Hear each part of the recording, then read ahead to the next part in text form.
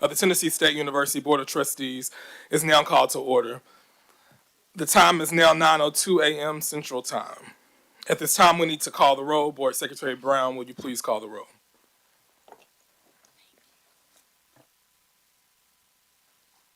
Trustee Norfleet, Present. Trustee Smith, Present. Trustee Young Sigler, Present. and Trustee Bruce. Present. We have a quorum present. Well, thank you so much, and thank you all for being here. And to the faculty, staff, and administration, we thank you for your time as well. In my opening remarks, I just kind of want to recognize Provost Melton for being recognized as one of the technology innovators in technology for African Americans. So we want to just say kudos to her and the hard work that she's doing, and the hard work that each and every one of you are doing. But we say thank you for your hard work. Oh, she's in the very back. But yes, we recognize her this morning.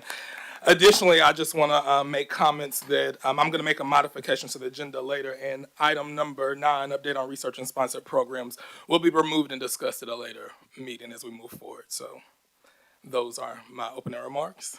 But is there a motion to adopt the meeting agenda with the recommendation of removing item number 9, update on research and sponsored programs? So moved. Is there a second? Second.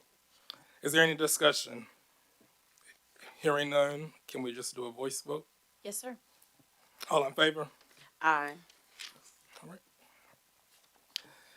All right, the first item on the agenda is the approval of the November 21st, 2025 Student and Academic Affairs Committee meeting minutes. The Student and Academic Affairs Committee met, and the meeting's minutes are included for your review in the materials for the February 2026 committee meeting.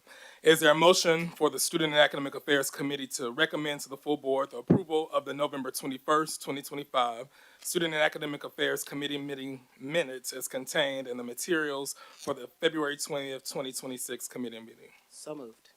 Is there a second? Second. Any discussion? Hearing none, the question is on the motion to approve the November 21st, 2025 Student and Academic Affairs Committee meeting minutes as contained in the materials for the February 2026 committee meeting. All those in favor say yes. Yes. Any opposes? All right, the motion is approved. All right, first up, we'll have a report on undergraduate enrollment. So the next item on the agenda, we'll ask for Dr. Eric Stokes to come forth and provide us any information.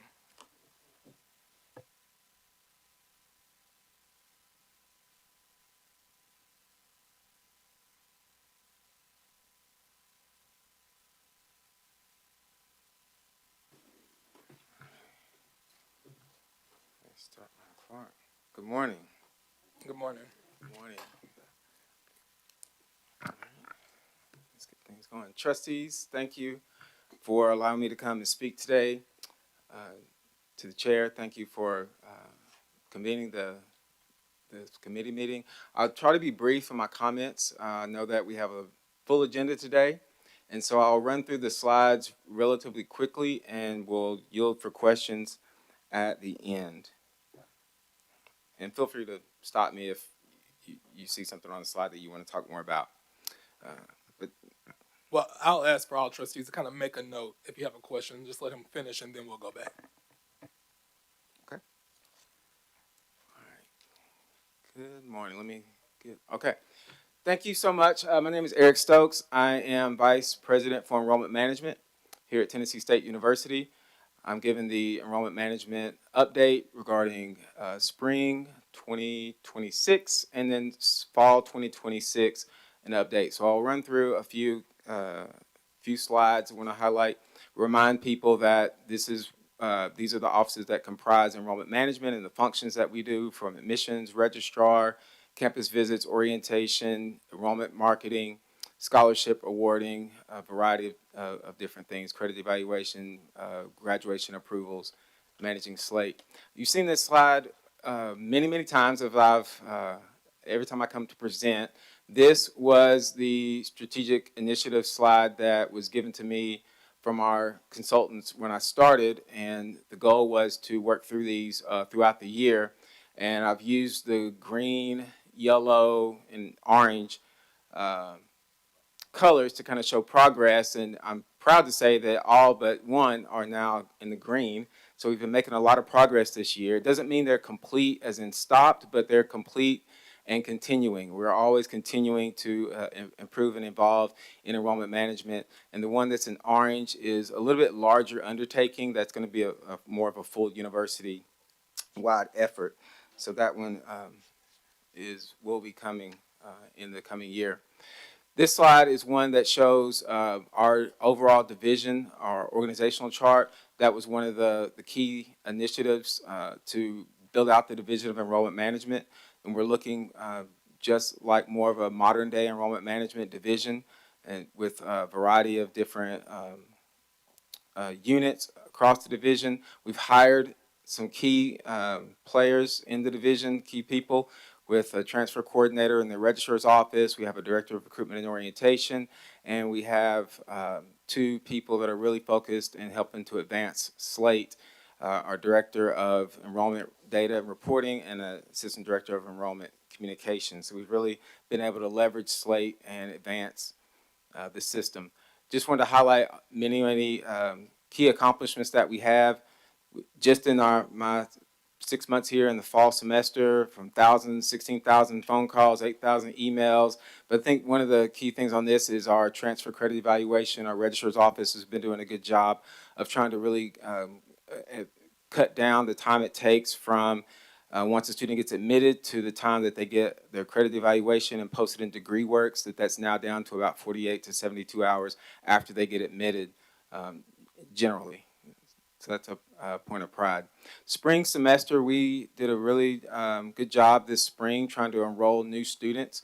And you can see on the left side, in the green, that is the new students. The very first one is new students from fall 2025 compared to new students in spring, spring 2025 to new students in spring 2026. We increased in transfer and freshmen for this spring. And then also for the freshmen that were registered from the fall semester, how many did we retain for the spring semester? This is freshmen only. And all of our units across campus did a great job in academic affairs, our advising, our student success, a number of units, all of our drop for non-payment work that we've done as a university, and it really shows. And 87% of our freshmen that we enrolled this fall returned for the spring semester, made it through all of the purge dates and are in classes now. And so that's an 87% retention, which later you'll hear from our provost, our overall retention, but that's good news. It's something to build on as we are bringing in new classes. Speaking of new classes, talking about the fall semester, I'm going to skip through this slide. Fall 2026, we've been working really hard on fall 26, and proud to say that it's been up and down, but right now we're up, and our applications for fall 2026 are up over last year's applications. Our GPA of applied students and our ACT and SAT are also up over last year. So that's good. That's trending in the right direction. This is a breakdown of the applications that we receive. We have 4 different application sources. We receive from the Common Black College app, the Common App, which we started January.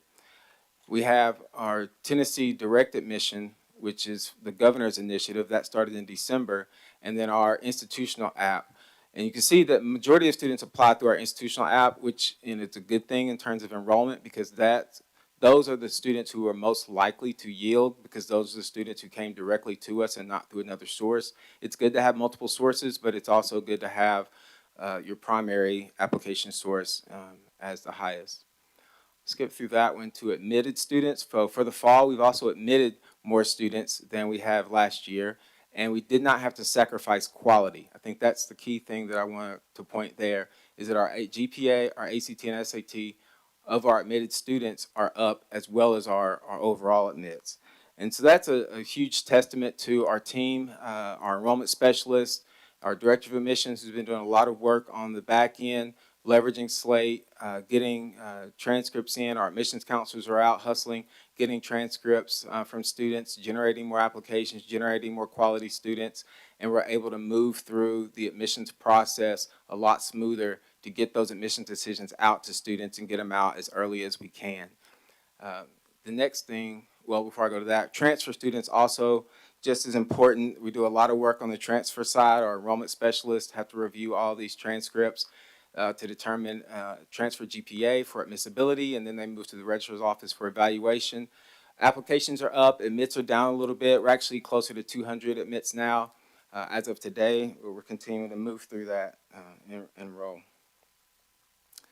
Moving on to scholarships, as you remember from my previous meeting here in the board this fall, we revised our scholarships this year where they were up well over 50%, nearly 60% discount rates. We revised them working in partner with our partners from Alvarez Marcel and several institutional members. We were able to get it down to about 38 to 42%, give or take.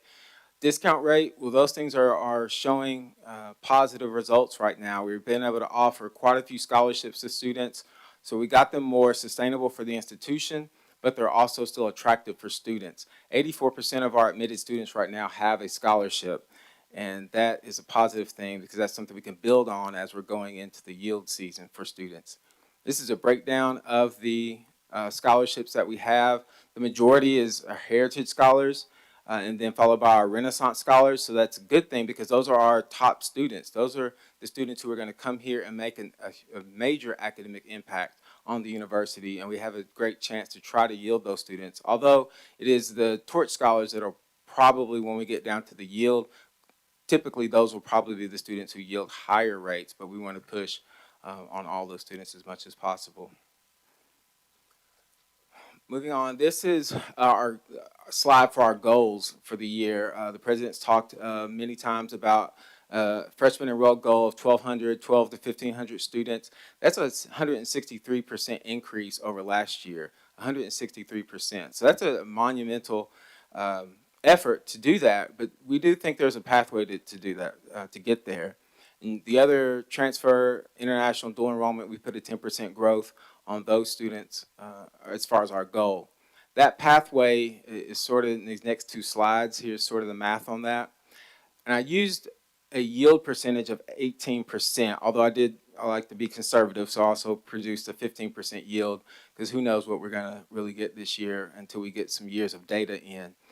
The university last year was probably more around 8% yield, but typically is around 13 to 15% over the last several years. We really need to be pushing up towards 18 to 20%. So that's where these models came from. So in terms of applications, admits, confirms of where we need to be in order to get to the 1,200 students mathematically, and then also with maintaining the GPA and test score that are our averages. I also did that slide on a 1,500 goal because we've already surpassed the 1,200 mathematically. All right, 1,500 goal with an 18%. We are nearly there, and you'll see that in the next slide here. And then in the event that we don't yield 18, we sort of have a pathway with a 15% yield. But we're nearly there. This slide shows how many apps we have towards our goal. So we're 97% towards our application goal, 95% towards the admit goal. And then even confirmations, we opened that last week, and we got off to a great start. To confirm enrollment, students do have to pay a $100 enrollment deposit. And over 300 students now, I have updated numbers on that, 315 students have now paid an enrollment deposit, which is fantastic. That's 20% towards our goal, and we're still continuing to roll. Nearly 200 students have completed a housing application. So we'll look at a variety of these factors to get a sense of where we are leading into the fall semester. Confirmations, orientation registration, housing applications, scholarship accepts, all of these different things. Transfer students, we also have goals for those transfer students as well too. We have a little bit further to go on transfer, but we'll keep working on that. Last few slides are yield initiatives. This is what we got to do now that we are trending in the right direction with applications and admits. How do we get those students to ultimately decide to choose TSU? That's where the yield comes in. This is where the fight for those students come into play. We've got a variety of activities and initiatives set out for these students. I'll talk about our events and high school visits. You'll see a slide on that in a second. Financial aid offers is one thing I want to really highlight. We have not sent financial aid offers to students in the past. They have to log into their MyTSU to see it. It's not always the cleanest version for them to understand it. So we're going to physically print packets of financial aid awards that will have their custom awards. It'll have estimated costs for the university. It'll have some affordability language in there. So other ways to really recognize how affordable TSU is, not just in scholarships, but the book bundles, the cost of tuition, the housing costs, the additional scholarships that may come, the value for a TSU education, the ROI that you're going to get for the investment that you have, that the students will be putting in. That's what will be in that packet. And then talked about confirmation, our collaborations. We're doing a great job collaborating with alumni and with our academic colleges. They're all in support, and it's going to take all of us to get down the stretch and yield these students. We have a variety of comm plans that are going out. We have reaching out to sophomores and juniors, getting them ready. And then our Admit to Commit campaign also is rolling through Slate to get students connected, stay engaged. We're sending postcards to students. This is one example of a scholarship postcard we sent over the break. We have a few more things that will be hitting the mail as well. We've built out a dynamic portal. This will be launching within the next couple of weeks. We have a basically standard portal now, but pretty soon students will be able to see a dynamic portal that will, the content will shift as they level up in terms of application, admit, confirm, enrollment. They'll see different content within that portal. Some is academic content, some of it is orientation, a variety of things. So we're excited about that. And finally, these are the Tigers on Tour dates that or the cities that we're going to. Some of these are, we'll be doing some counselor breakfasts to engage the school counselors who influence the students. So we want to influence the influencers. Some of these will include admitted student receptions in these cities. And then some are just school visits where we're going to visit several schools in the area and some campus programs as well. So I just wanted to give you a snapshot of where all we're going, everywhere from St. Louis, Chicago, Atlanta, across Tennessee, you name it, that's it. So that is a quick update on spring and fall enrollment, and I will yield for questions. Thank you, sir. Are there any questions from any of the trustees on the committee? I did. Okay, yes. All right, I'm a little short. I just remember my sophomore year or going into my sophomore year, a lot of my peers faced the issue of not having funds or like scholarship funds. They'll get a freshman scholarship, but wouldn't get like a sophomore scholarship or a junior scholarship to continue. And as far as the rates of retention, do you just see any challenges or any plans for that to combat that issue?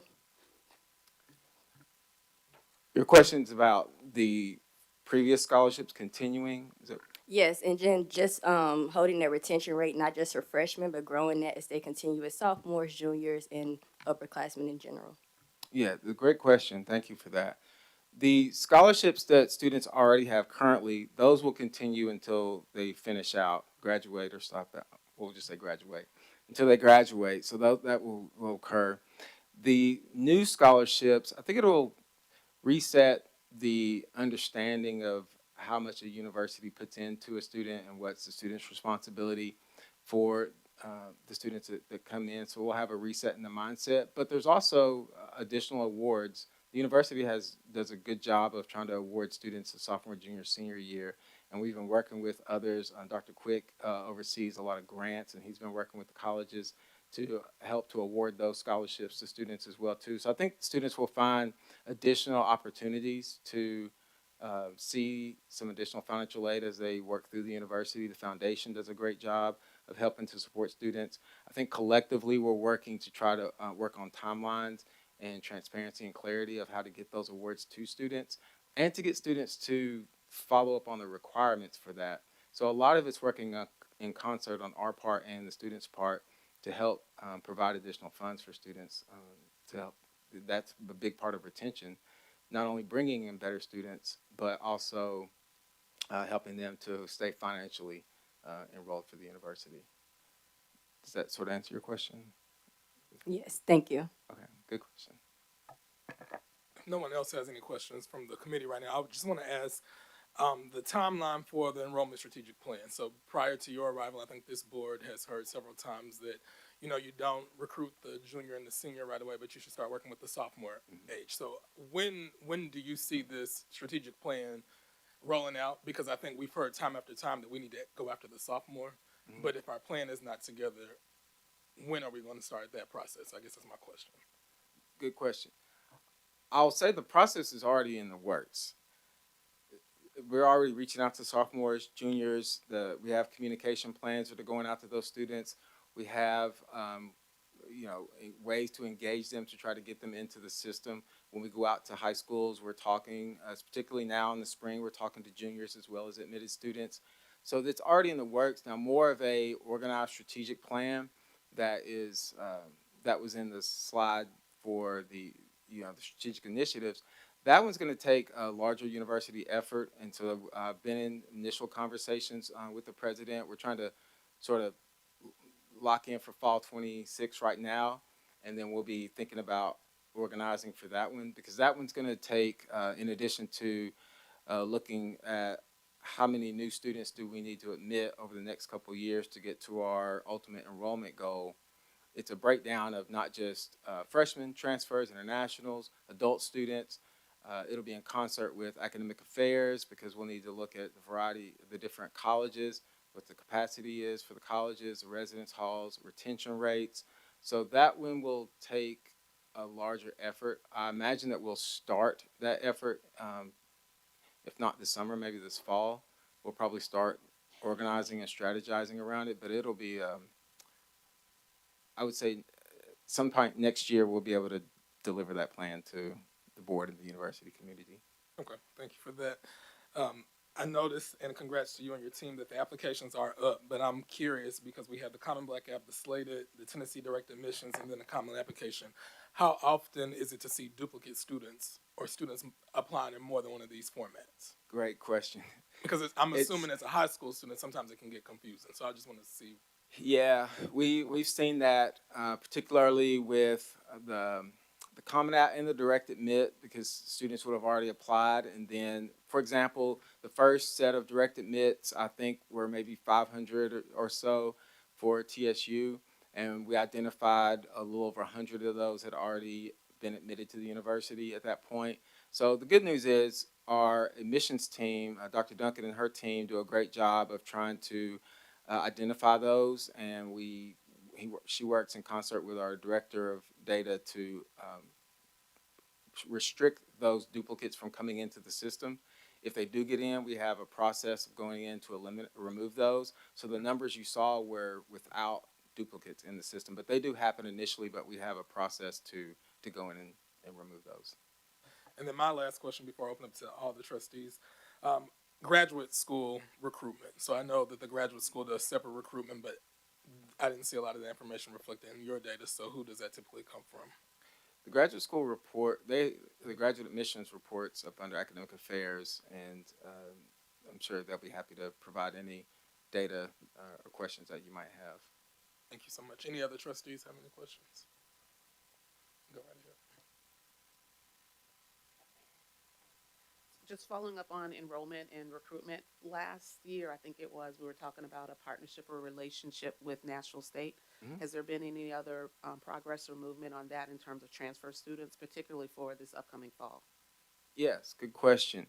So we have been in communication with National State. They're great partners. We've worked that an MOU with them. When we got to the final stage, I believe we're just waiting on them. They're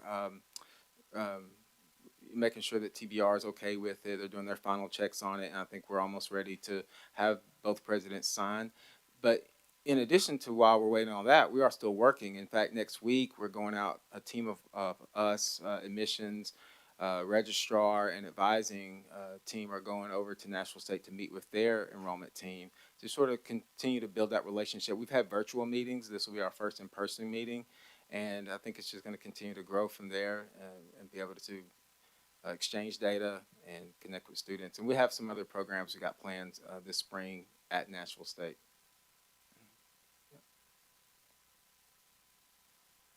Thank you. My question is about the org chart, which I really appreciate. I love it. But is this mostly current, this current org chart made up of mostly current staff that we've had for years or some new? And is it fully at capacity to hit the goals that we have? These are all current staff. There's a few new people that we've added since I've came, but all the staff that was on the org chart are current. There's one position that's vacant right now. That's an admissions counselor position, so we are hiring for that to add our third admissions counselor. Is it enough? I would tell you it's never enough. There's always work to be done. There's more work than laborers, but it's enough to do what we got to do now. But we are in budget season, and we've asked for some more resources, and we'll see what we can get. But we are going to have enough to do what we got to do. The president, the CFO, they're committed to supporting us, and we appreciate that. Yeah. And I will also add that the slides that you saw, we'll share those with the board. All the board will get updated slides. I do want to give kudos to you and the department. I've been seeing a lot of newly admitted students on TikTok and Instagram posting. And they've been excited, especially like with their goodies. But do transfer students get the same ones when they get admitted? And then also, do they receive kind of like the same printed document that you were talking about to give like that clear understanding for financial aid and things? The admit mailer that we send out, yes, transfer students get that. That's the one I showed last time that folds out and has TSU. So the transfer students do get that. Sometimes they may not be as excited to post on Twitter or Facebook or whatever as some of our younger students, but they are too. The financial aid mailer, that's a good question. Perhaps we need to do that too. Thank you for that idea. I think initially we were really sort of thinking freshmen, but transfers need it as well too. So that's a good point. So we'll look at trying to do that.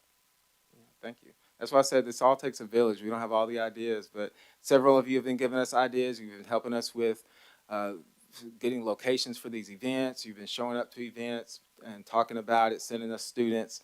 And so I appreciate everybody's help as we are on this journey. And thank you for bringing up social media, because our president's a big fan of social media and understands the power of it. And absolutely right that we've got to continue to leverage that. We've got some great students here that are doing a lot of work posting on social media. They got a lot of followers, and so we've got to do a better job leveraging them as part of our recruiting staff. This week especially, I don't know if y'all been on the Instagram, but the students have been doing a great job. I think we've been going viral, so shout out to them. Indeed. Thank you. Thank you again for your time and you and your team, and thank you for helping the student from Shorter who is really excited about coming next year. So thank you again. Thank you. Right. Thanks for sending the students. If no further questions for you, we appreciate you, and we look forward to continuing to work with you. Thank you, board members. Right. Next, we'll call up Dr. Bridget Gorman, who will provide information as it connects to the Student Affairs Report.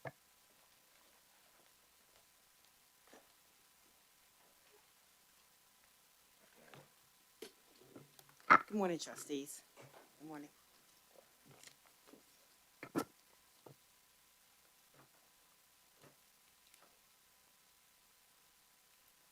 Thank you for allowing me to share information and departmental updates for the Division of Student Affairs.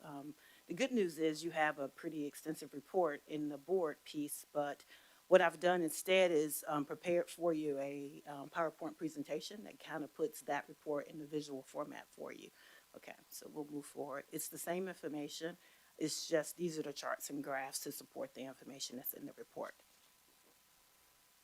So first we'll talk a little bit about the goal and of the division and an overview.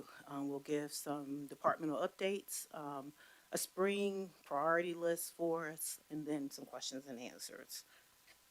Okay. Our overview, our focus has really been to really focus on student engagement, well-being, and also retention. We know that students that, if students are involved in school, if they're involved in college, then they stay.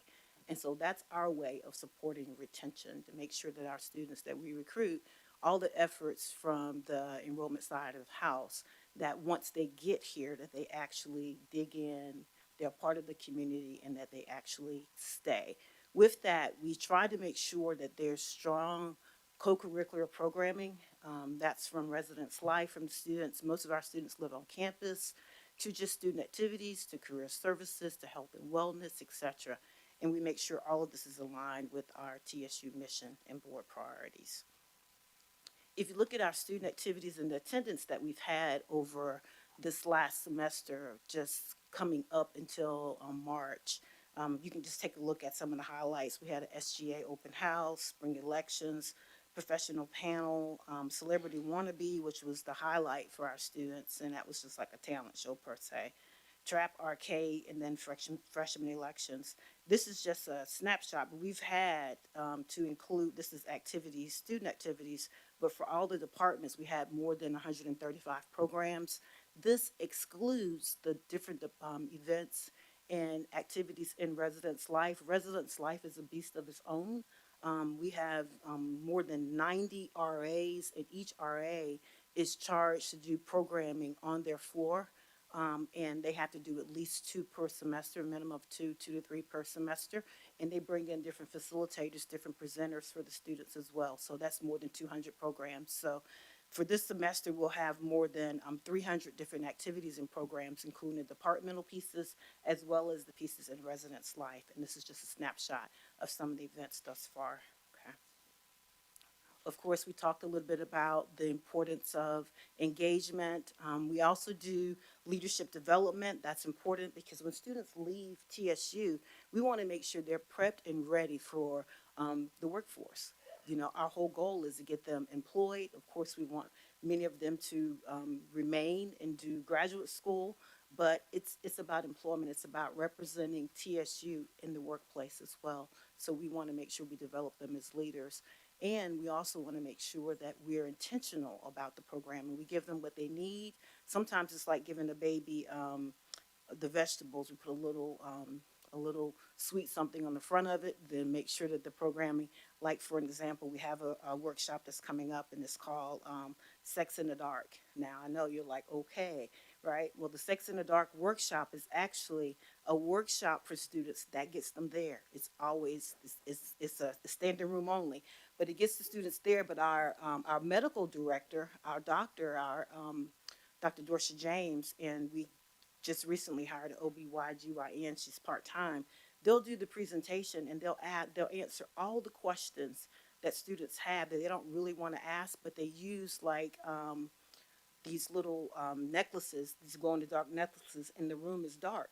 And so the students kind of have an enemy. You know, they're kind of anonymous when they're asking the questions. And some of the questions will floor you.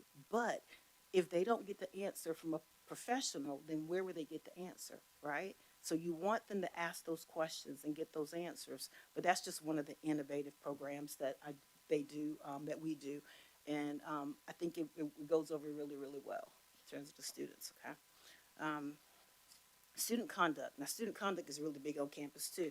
This is an opportunity for our students to learn some consequences in an environment that kind of supports them, but occasionally we get some that we have to kind of have them do a redo. That means they get to go home. They get uninvited to campus. And so if you look at our student conduct cases, we've been pretty active. We've had 12 that were closed. We have 3 in progress. We had 5 interim suspensions. And to give you a little bit about interim suspensions, if something is so egregious on campus that it raises to the level of suspension, we don't wait to suspend that student for due process. What we do instead is we suspend them immediately, and then they come back and we give due process. Typically, it's virtually. And so we've had 5 of those. We've had 2 students that appealed to the state. We've had 5 no contact orders, and we have 17 with sanctions pending. We have to make sure that the code of conduct is upheld, and therefore that's a full-time job of somebody. We have lots of cases in residence life, of course, but there's some with the greater community as well. And this kind of gives you a highlight of what that looks like. Residence life and housing, and just an operational snapshot. Right now, we're not at full capacity. Last semester in the fall, we were at 85%. Right now, we're at 77.5%. We did do some innovative pieces, and that is because we have a huge senior class, graduating class. Many of those students wanted to be in the apartments, but we were not able to put the whole 1,200 plus in the apartments. And so we did some single room conversions because we had some space and allowed students to buy out the room and have a single room. And that yielded revenue of about $362,000, et cetera. We're also implementing a new residence life system. It's called StarRes, which is pretty innovative, state of the art, that will allow some transparency and some efficiency and allow students to choose their rooms in an earlier fashion. And this chart here and this grid here just talks a little bit about our occupancy rates. We have 85% from the fall and 77.5% for the spring semester. Our next piece is our student health services. Our student health services, they do a dynamic job, and as a matter of fact, so much so that our students, they are frequent flyers, and that's a good thing. Our clinic visits for this semester has been, and I thought that slide was there. Oh, it's not there. Our clinic, yes, it is. It's down below. I'm sorry. Clinic visits, we're at 1,450 at this point. But we also have a complement to the clinic, and that is timely care.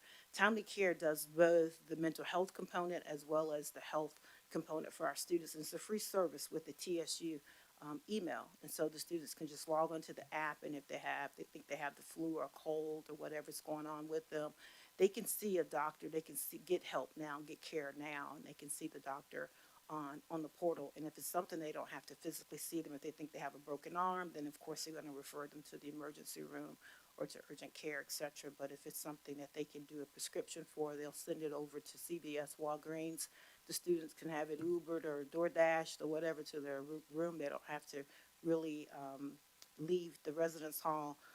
And this is 24/7 care, 24-hour care, whereas our health clinic, our health center has hours that are typical, 8 to 5.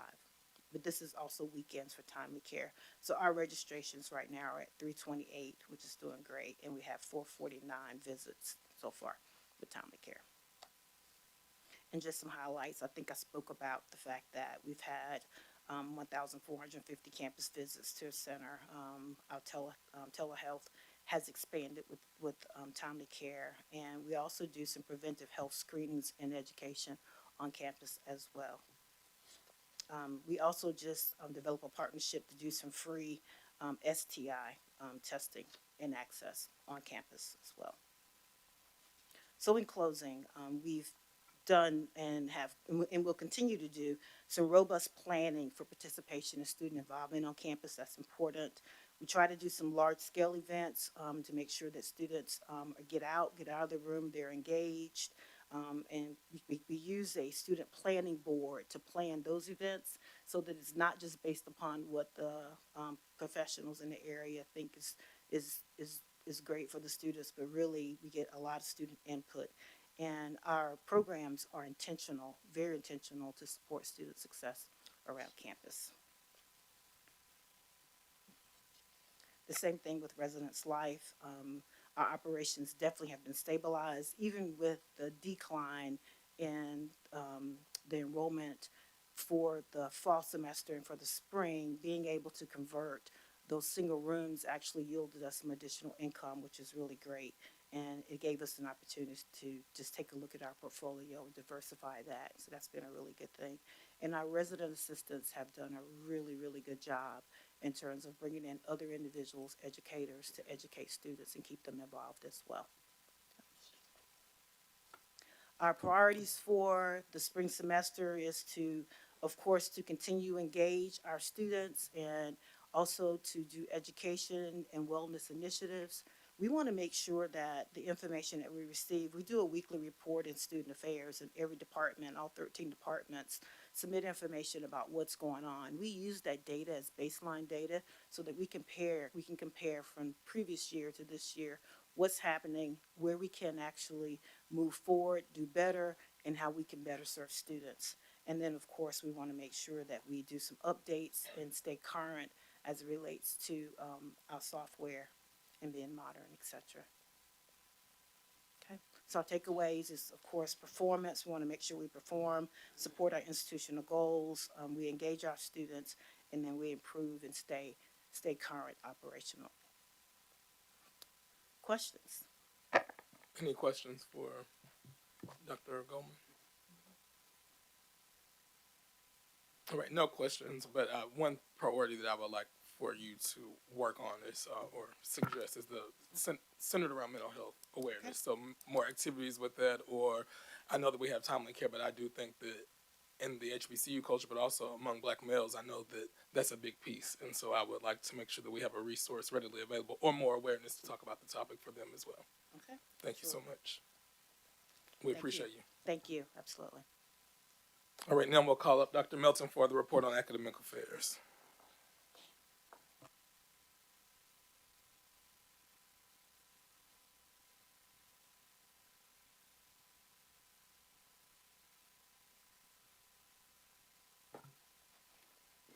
Good morning, Good morning. Chairman, Yes, ma'am. Trustees. Life is good. On behalf of the Office of Academic Affairs, I have some information items and I do have some approval of program modification.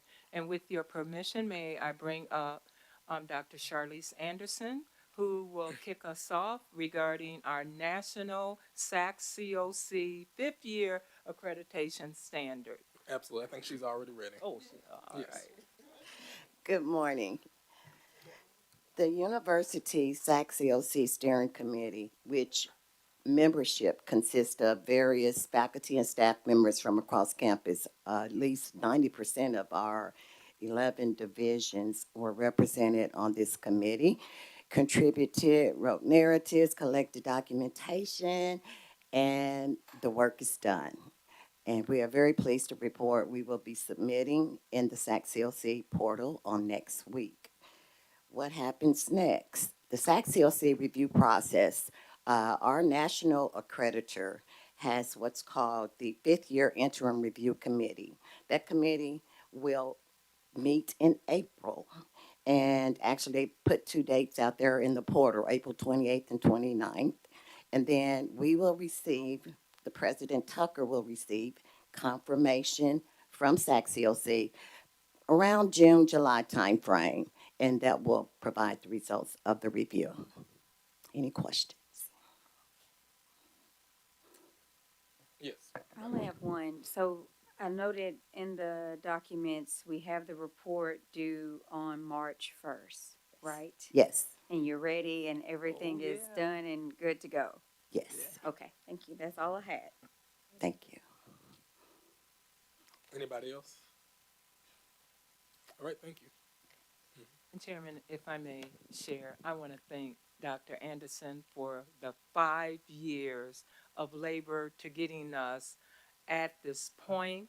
We have exceeded our timeline. We are ready with our national accreditation for TSU. Thank you, Dr. Anderson. Thank you. With that, I would like to give you an update, and this is a information item on retention and progression. Um, Chairman Norfleet, you had asked regarding our fall 2025 first-time full-time freshmen.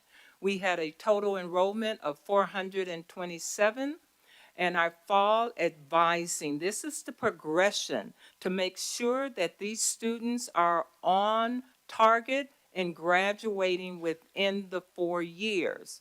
I'm pleased to share with you, we have documentation that all were advised to take 15 plus credit hours, and after the purge, we had 392, 92% to continue with those 15 credit hours. And oh, yes, we can track what happened to the missing students in terms of why did they drop, and we have all of that documented.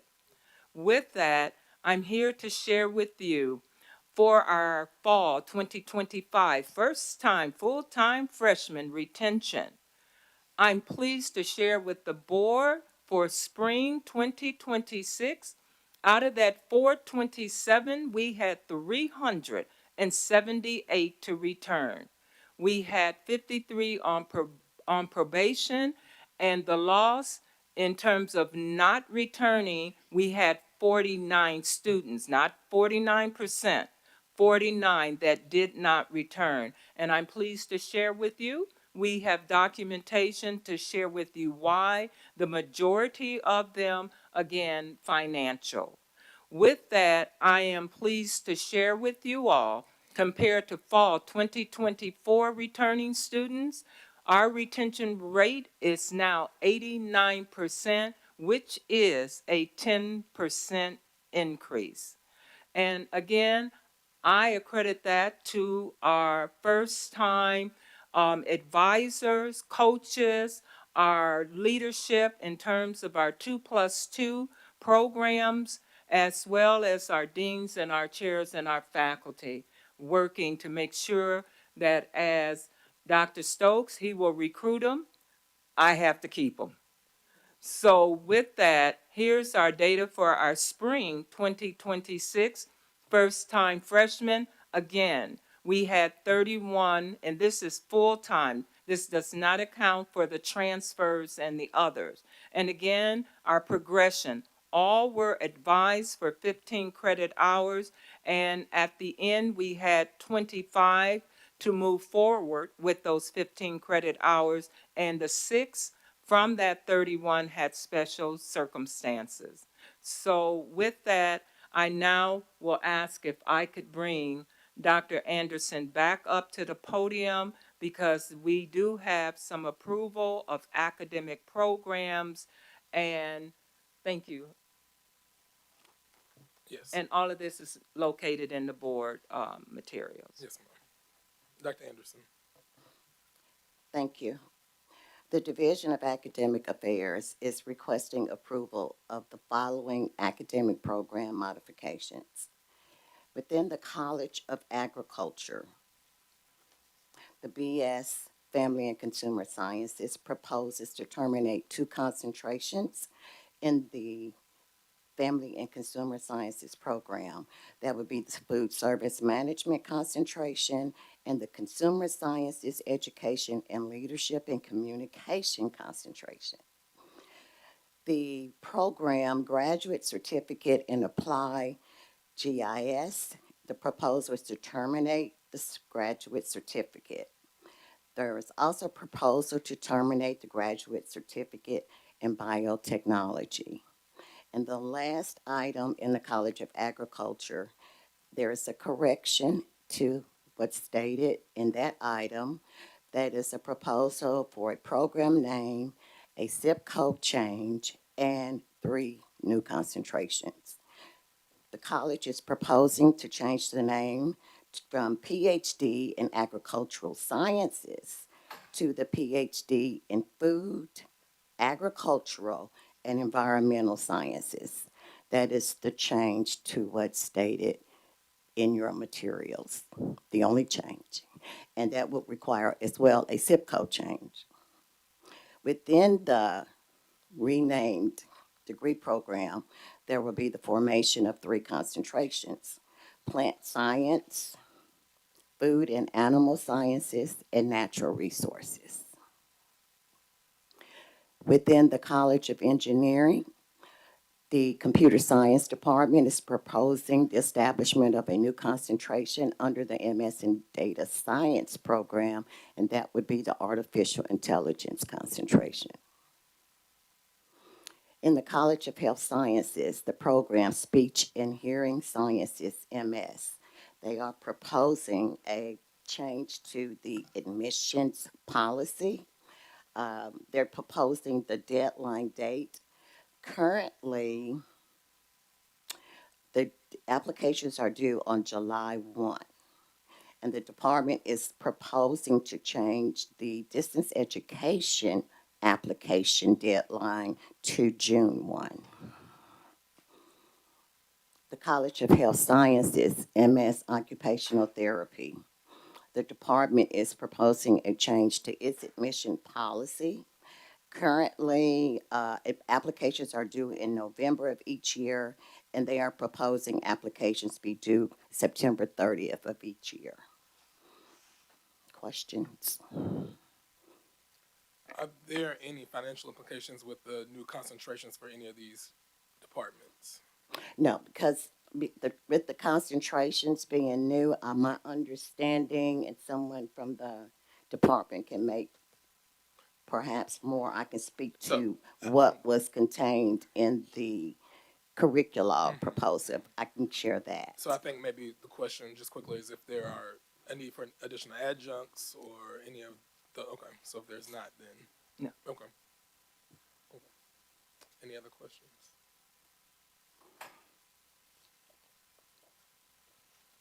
Thank you. All right, thank you.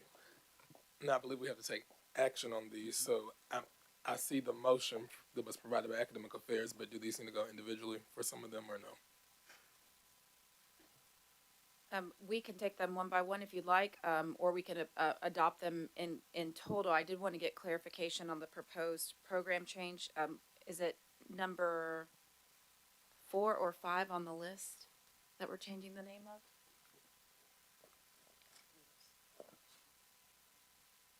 So it's number 4. So in the table of the board materials, I note that it is item number 4, changing the name to a change PhD in food, agriculture, and environmental sciences. Is that correct? Into environmental sciences. Okay. So we can proceed with a vote on in the totality if you'd like. Yes, in the totality, I cannot use this motion in my book. I would like to make a motion to approve the academic actions for academic programs and academic units as outlined in Table 1, as contained in the board materials for the Board of Trustees February 2026 meeting. The proper officers of the university are authorized to take other actions as may be necessary and deemed appropriate and work with the Tennessee Higher Education Commission and the Southern Association of Colleges and Schools to implement these academic actions for academic programs and academic units. Is there a second? Second. Any questions? All in favor or all approved? Aye. Aye. All right. I Thank think you. Motion the passes. motion passes. Thank you. And at this point, I am pleased to share with you the spring 2026 graduation update. At this time, and these numbers have changed as of yesterday, I am pleased to share with you we are planning a graduation spring for close to 1,300 students. This past fall, we graduated 626. So again, with that large graduating class, I'm here to share with you, we're looking at 1,399 degrees to offer, but you also see the 1,758. That's our senior pool. That means some of those students are not meeting their program of study, but we are planning on that 1,300. And with that, we have 5 graduation ceremonies. We have starting on Friday, 8 o'clock, a 1 o'clock, and a 6 o'clock. And on Saturday, 8 o'clock and a 1 o'clock. And we were able to look at the enrollment numbers by the colleges. They have all been notified, and we also met with the SGA committee, our students, as well as the parents. So with that, I would like to thank the co-chairs of Johnny Smith and Eddie Cribbs and working out all the logistics in having 5 graduation ceremony, as well as on that Thursday, we will have the honors convocation.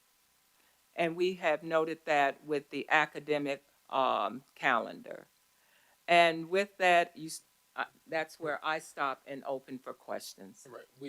Do we have any questions? I think one of the first ones that I will ask is just about the budget for 5 ceremonies versus what we would typically have for 1 to 2. So, I mean, whose budget is there a big concern or? Oh, we're within budget. In fact, if you look at the data from what we were spending prior to 2 years ago, you will see there is a significant reduction of almost 60%. And I say that conservatively. We are within budget. We are utilizing our internal resources, our staffing, and yes, we are ready. Yes, ma'am. That question is just, what is the feedback from staff and students around having multiple graduations? Oh, yes, I can give that to you. They are happy. They were so concerned of having 1,300 people at one time at one graduation. And remember, everything is in Gentry. We cannot use the stadium. That would have meant tickets, limiting the number of families and friends all the way down to maybe 4, as well as, and I'm going to quote the students, sitting there all of those hours waiting. Yes, thank you very much. Waiting to hear that name called. This is a more intimate, more a celebration for the colleges and their majors. And normally, I'd add to that, if you go back to December, which was the first time I Yes. went through the whole program, the big issue I heard from family members were, and students were, this whole notion of having a satellite place when you got the capacity where you can have families go there and watch on live stream. No real parent wants to drive across the country and then look at it on live stream. So by moving to this model, it sort of creates an opportunity in the best interest of the families to see their child walk across the and receive their diploma. So it's a little challenge because of the seating. We have quite a few seats in the Gentry Stadium that needs to be repaired. That undertaking will take place this summer, and we'll get back to maximizing the capacity there, which then could reduce some of those as well events. So there's a plan to continue to improve. And one more thing, the reimagination of this, we have student speakers. So now you have the students from those majors to stand and greet and present at the ceremony. And from the feedback this fall, that was outstanding because they heard from their own peers. All right. Well, thank you for your report today. We That appreciate the life work is that you all are good. doing. Oh, wait, we do have another question. I'm sorry. Yes, ma'am. Just for clarification, it's back on the slide where we're talking about the retention rate. Yes. Just for the record and clarity, I know there's a lot of terms that you all use when you talk about retention and persistence and progression. Yes. From fall to spring, is that retention or is that the other term? Is retention fall to fall or fall to spring? Okay, I was asked to present those who were here for our fall 2025. How many of those students returned? So that's retention that we were using as the definition of returning. In terms of progression, I was asked how many of those students were advised to take 15 credit and above. Because in the past, you remember we had students below. In fact, we had students at 12, which would then automatically start them off track if they were going to hit the 30, 60, 90, 120. Just wanted to clarify because there are people, I know people will Yes. come up and say, hey, we went from 50, 60, 70% retention because that's what they see in the fact Yes. book. And then we're now presenting this. So just Yes, yes, clarifying, yes. this was not fall to fall, this was fall to Off spring. the spring. Yes, yes. Thank you so much. I appreciate that. All right. Well, we thank you for your All time. right. Thank you. Chair Norfleet, I have a question. Oh, Yes. yes, sir. I'm sorry. And I'm not sure if this is for Dr. Melton or Dr. Stokes, but are we looking at any trends on the retention rate or graduation rate to make sure that our academic programs are aligned with what the market wants? And more specifically, just looking at, where our students are being retained, are there any trends of certain programs that have higher retention rates than others? that we should be looking at more investment or pulling investment from ones where there are lower rates. And then on the graduation side, the prospects for employment or a future after they leave the university with their degree, what their prospects are in their appropriate field, and understanding, just what the market trends are and where we may need to put future investment and dollars. Yes, thank you. And I have that information. And this is a continuation from the report that we have called College to Careers. Our top programs right now, in terms of our majors, number one is our College of Business, followed by our College of Health Sciences. However, we all know that in the area of STEM, there is a need, and with all of our tech companies right here in our background, that is where my recommendation would be. And that's why your approval a few minutes ago with the College of Engineering and Artificial Intelligence. But again, AI is across all disciplines. So when we look at college and our programs, we also have under Student Affairs our Career Center, as well as we're now looking at apprenticeship programs. So yes, we do have a strategic plan, and we have a partnership plan that goes with Dr. Quick and our sponsored research, and I'm looking for Eloise with our partnerships. But yes, that's to say yes. And then is that information also being linked to our recruitment strategies and why students are applying to Uh, TSU? Yes, and I'm looking, you can't see me, but I'm looking over at Eric, and that's a definite because what he has included now in terms of our tours is our outstanding smart AI tech center where we have all of the latest in robotics, holograms, whatever. And that is all part of our new image that we are setting forth for Tennessee State University. We want to be the tech hub for not just our HBCUs, which we are recognized as, but for all tech coming here. Thank you. No, thank you all. All right, well, if there are no additional questions, we appreciate you and your team for your Okay. work. And just cut your mic off. Thank you. All right, if there is no additional business, I will entertain a motion to adjourn the meeting. So moved. Second, is there a second? Second. All right. Do we need to do a voice vote or? We can do roll call. Sorry, yes, voice vote, yes. All in favor? Aye. Aye. All right, well, this motion is approved and the time is now 10:04 and we are adjourned. Thank you. Come on, efficiency.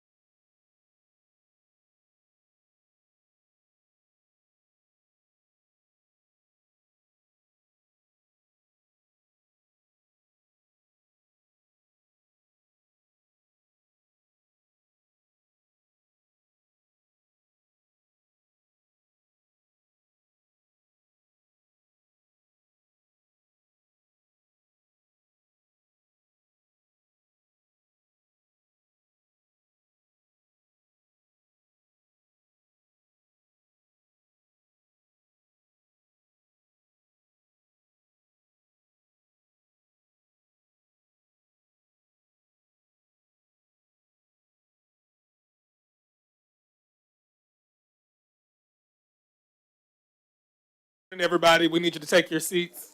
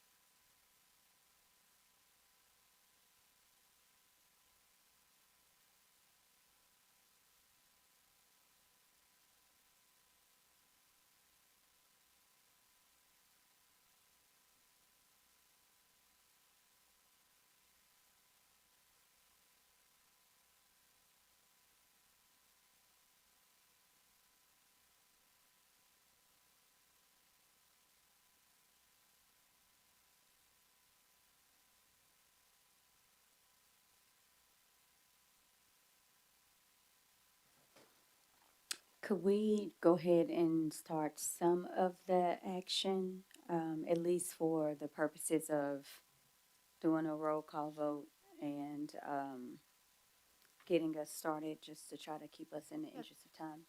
Do we want to have another trustee from that committee take the lead on the meeting? I can. Yes, that'd be great.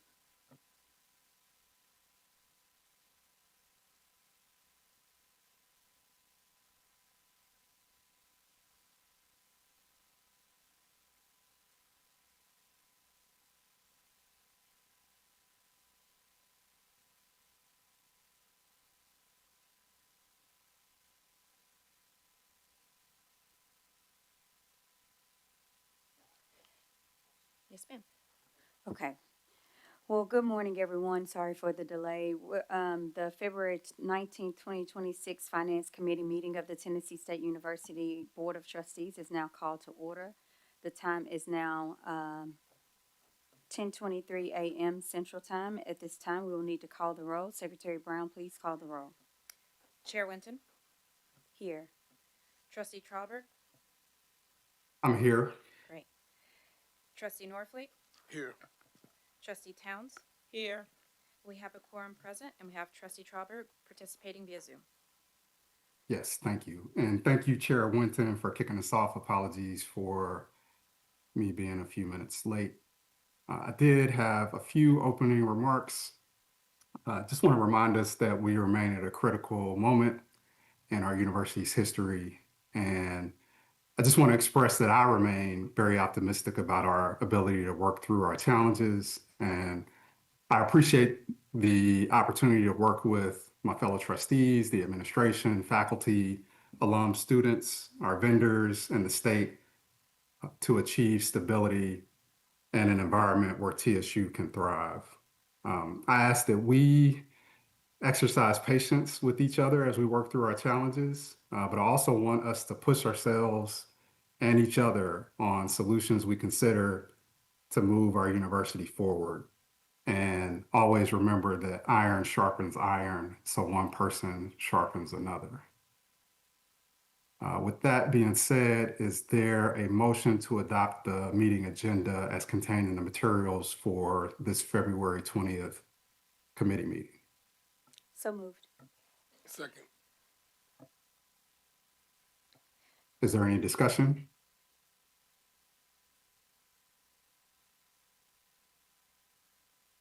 All right, if none, Secretary Brown, would you call the roll? Chair Winton, Yes. Trustee Trauber, Yes. Trustee Norfleet, Yes. Trustee Towns. Yes. The motion passes. All right, thank you. The first item on the agenda is the approval of the November 20th, 2025 Finance Committee meeting minutes. They are included for our review in the board materials for this committee meeting.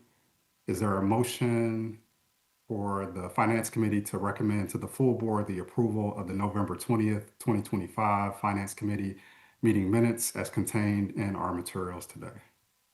So moved. Is there a second? Seconded. All right, any discussion? All right, Secretary Brown, please call the roll. Chair Winton, Yes. Trustee Trauber, Yes. Trustee Norfleet, Yes. Trustee Towns. Yes. Motion passes. All right, thank you. The next item on the agenda is the financial update. The materials for this agenda item are included in our board materials for this committee meeting. Jim Grady of Alvarez and Marcel will provide information in connection with this agenda item. Thank you, Chair Trauber, Chair Winton, and members, Board of Trustees of Tennessee State University. Good morning. Nice to see you again. My name is Jim Grady. I'm with Alvarez and Marcel. I'm going to cover, with respect to the financial update this morning, I'm going to cover a couple of things. One, we're going to talk a little bit about budget versus actual, where we're at with respect to actual results so far through the first half of the year. We're going to talk a little bit about liquidity, and then I'm going to close out with just a quick update. The finance chair asked me to provide just an update on the SACSOC review that Dr. Anderson shared with you earlier, any of the financial implications or financial standards that are being reviewed during this interim review. So with that, we'll get started. This first slide is our budget versus actual for this fiscal year for the first 6 months, so through December. Just one thing to keep, or a caveat to keep in mind here with respect to the budget numbers. As you know, TSU, we don't necessarily budget on a monthly basis, we budget on an annual basis. However, when we look at going through the half of the year, on the revenue side, considering revenues typically get booked early part of those 6 month period, we feel sort of good that that's representative of our fall revenues, if you will. On the expense side, it's more of just a pro rata cutting it in half on the budget side. So taking a full year of personnel expenses or costs for E&G, for example, and dividing it by 2 to get to that budgeted number.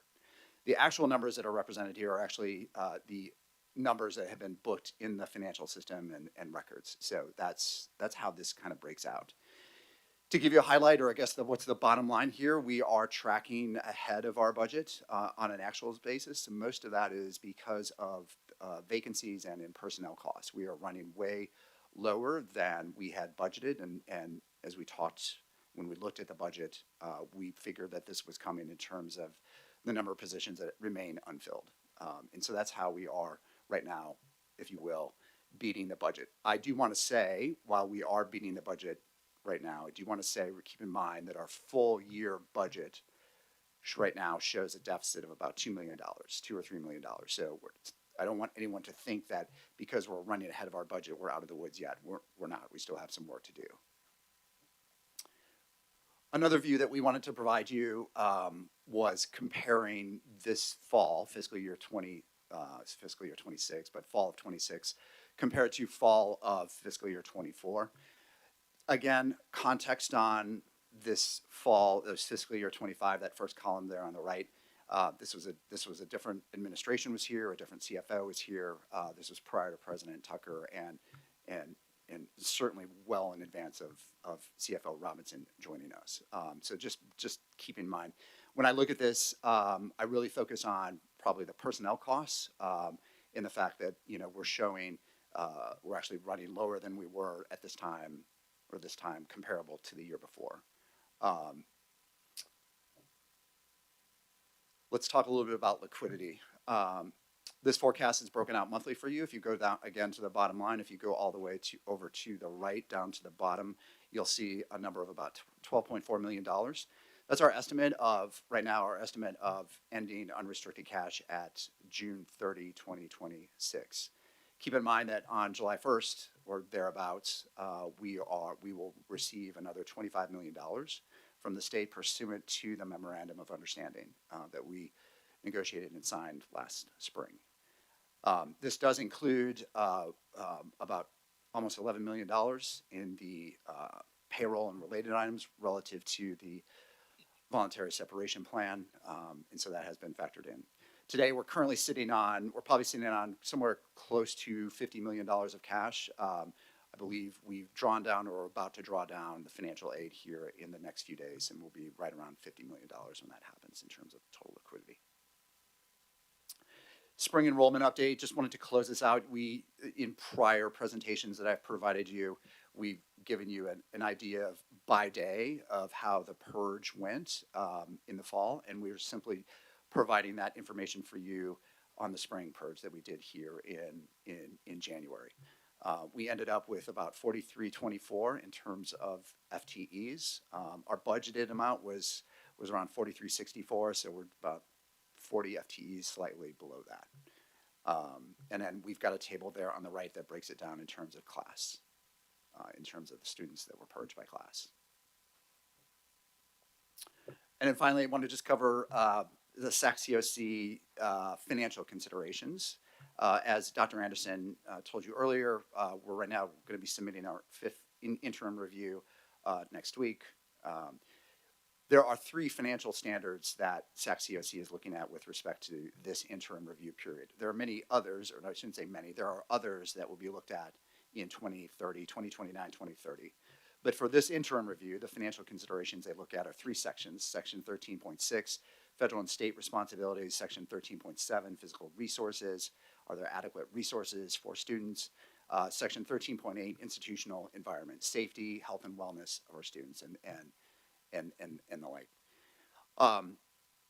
With respect to 13.6, we worked with our SACCOC auditor, Silver and Associates, or sorry, auditor, consultant, Silver and Associates, I apologize. And what we've done is based on that advice, we've provided to SACCOC the single audit, including the findings and corresponding responses for fiscal year 23 and 24, and including a report on the actions taken. With respect to the physical resources, 13.7, Will Radford has provided an update on the space utilization, in addition to some of the changes that were made with respect to space optimization over the last few months. And then in terms of institutional environment, that was a report prepared by Dr. Cribbs and Chief Robinson in terms of providing safety protocols and also health and wellness facilities and availability for students. And with that, that will close my portion of the presentation.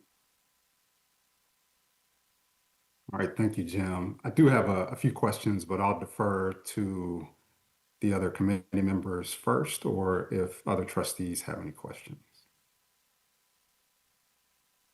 And since I'm not present in the room, Secretary Brown, if you can identify anyone who has a question or any comment. Yes, sir, I sure can. Trustee Chapman has a question or comment. All right, thank you. Trustee Chapman. Yes, sir. Just looking ahead at the liquidity update, thinking about an institution of our size, what is our ideal liquidity number? So we've always talked about the perfect reserve. I don't want to say perfect reserve in terms of targeted reserves that you should have kind of in the bank. My rule of thumb, and certainly my experience in other institutions, have always been around 3 months of like operating expenses. You want to have kind of banked in the bank, and then you're operating on liquidity above that. So in this case, $50 million roughly in the reserves, $50 million in rough numbers would be having that in reserve and then being able to function with the university similar to what we're doing right now. Great question, thank you. Trustee Qualls has the next question. Okay, thank you. Trustee Qualls. Yeah, so these are the public documents that we have on the website, right? On the VSP program and the approximately 10.9 million in estimated cash outflow that we're gonna have to fund by June 30th of this year, we've not really talked about the VSP at this level. Is there anything that we will need as a board to consider before this program is implemented? Yeah, so I guess the way and Attorney Brown, keep me honest here, but so we've included an estimate of $11 million as kind of that ceiling of what we think we'd have to fund. Once we go down the process and we see how many folks are interested, how many people sign up, how many applications we receive, we go through the idea of what programs, we need to make sure we can't lose faculty in, when we go through that exercise, we'll have a number. And at that point, we would envision coming to the board. Obviously, that would mean a budget amendment, so we would need to come to the board and request for that budget amendment. And that is correct, Jim. Okay. Yes, Trustee Qualls, please continue. Yeah, just to follow up to that, that's a lot that has to be done when you're talking about the program. So everything that you just kind of listed, is it realistic that we'll be able to get that done before June 30th? Yes, we've laid out a detailed plan and feel confident that we're ready to execute on it.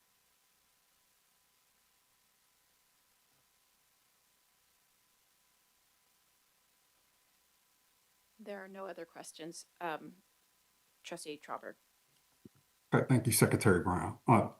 Jim, on that last line of questioning, can you talk a little bit more about the grant reimbursement and this drawdown and how that will operate and what's typical versus what is identified or referenced on this slide?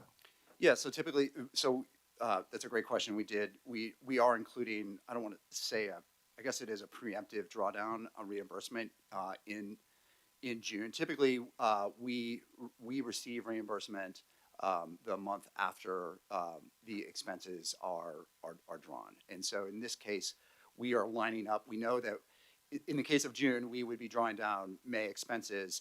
We would also, in the case of June, start to prepare ourselves to draw down on June expenses rather than waiting to mid-July to draw down on those expenses. So in this case, we're going to work with the grants office to do a preemptive drawdown of June reimbursements in the month of June. And is there any compliance risk associated with the early drawdown or how those funds are applied?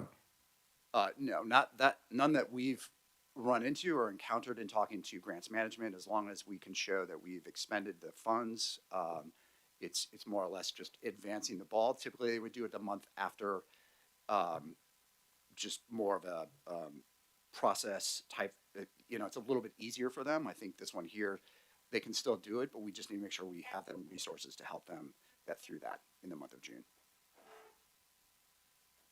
And I think earlier you mentioned that for this fiscal year ending, right now we're on track for negative 2 million. Is that what you said, or was it positive 2 million? No, that was negative 2 million. The current budget, the revised budget that was approved in November, we submitted in October, the board approved it in November, had just around a $2 million deficit. And if we remove the non-recurring revenues, and if there are any non-recurring expenses, do you know what that number would be? Yeah, it's closer to 37, 35 million in that ballpark deficit. Okay. And then, I mean, kind of similar, but I mean, if we're looking at the liquidity update and I mean, we're just looking at the kind of the top line, where we're looking at the total cash receipts against the total operating expenditures, which I think kind of that tells the picture of what's recurring versus non-recurring to some extent from a liquidity standpoint. I guess this one has grants in it, so you've got when we talk about the budget, we're talking about E&G for the most part, right? It doesn't Right. include grants. When we look at liquidity here, we have to factor in the grants portion that come in on the reimbursement side, but then also disbursements related on the grant side as well. In the end, Yeah. it should net out as a zero, but yeah. But we're considerably underwater on that. Yes, prior to you're talking before the allocation from the state? Correct. Yes. And just highlighting the fact that, I mean, we still have a considerable operating deficit that we need to address. Yes, absolutely. Is that? Yes, Okay. that is the big takeaway. Correct. And then also from that standpoint, and I think the materials walk through, was there a slide on current year versus prior year? This slide right here. Yes. Yes. And is that really a good comparison for our purposes and where we are and thinking through that, we identified these operating structural deficits in the fall of 24. And since then, I know you have worked with the university and President Tucker on having a more rigorous budgeting process, which started last year. Um, but I'm trying to understand, would a better comparison of our actuals to prior year be good, or would it be like looking back to fiscal year 24, fiscal year 23 to actually measure what kind of progress we've made over the last year or year and a half? I think from my perspective, when I look at this, the number that I would really pay attention to is the personnel costs. When I look at non-personnel costs, if you remember in fall of 24, so fiscal year 25, we had some very urgent liquidity challenges in that fall, if you recall. And so we weren't able to spend at a level that is probably where we're at today, given we've got a little bit more in terms of liquidity. Our liquidity is a little more known. So when I look at personnel costs, I see those coming down. That makes sense, right? We certainly have less people than we did that fall. But then the rest of this chart, when I look at it, I have to make sure in the auxiliaries, for example, we didn't pay Aramark because we were in a contract negotiation with them. So this is just this is not a great comparison outside of personnel costs. Right. Okay. in my opinion. Okay. Are there any other questions concerning the financial update? No one's indicating anything additional. Okay. Thank you, Jim. Thank you. All right. Next item on the agenda is the report on finance operations. The materials for this agenda item are included in our materials for this committee meeting. I welcome Ms. April Robinson, our Chief Financial Officer, who's been with us, I think, a little bit under 60 days. So we're excited to have her here with us today and to provide this report. Thank you, Chair.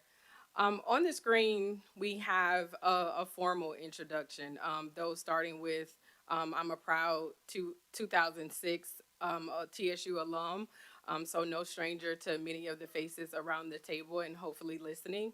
I also, from an education and licensure standpoint, am an MBA graduate in global leadership, as well as a certified public accountant for a little over 18 years. So I'm no stranger to academic excellence, I would say, starting here at TSU. My professional experience on the screen includes starting in external audit at Big Four.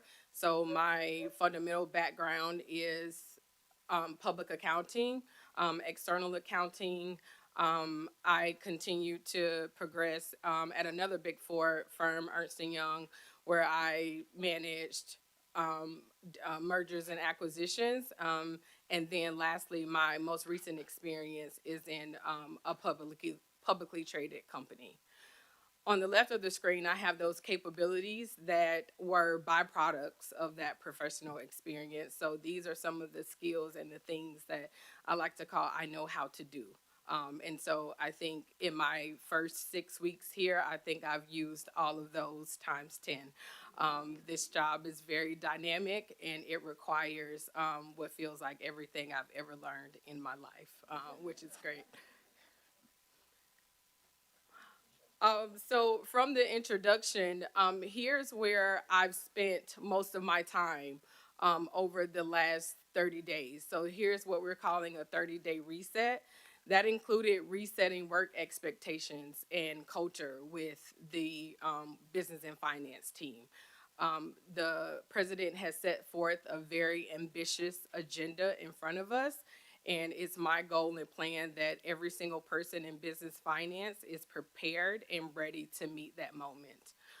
We also established each department's go live priorities, which includes those things that are really specific focus to be done and completed over the next 6 months before July 1st.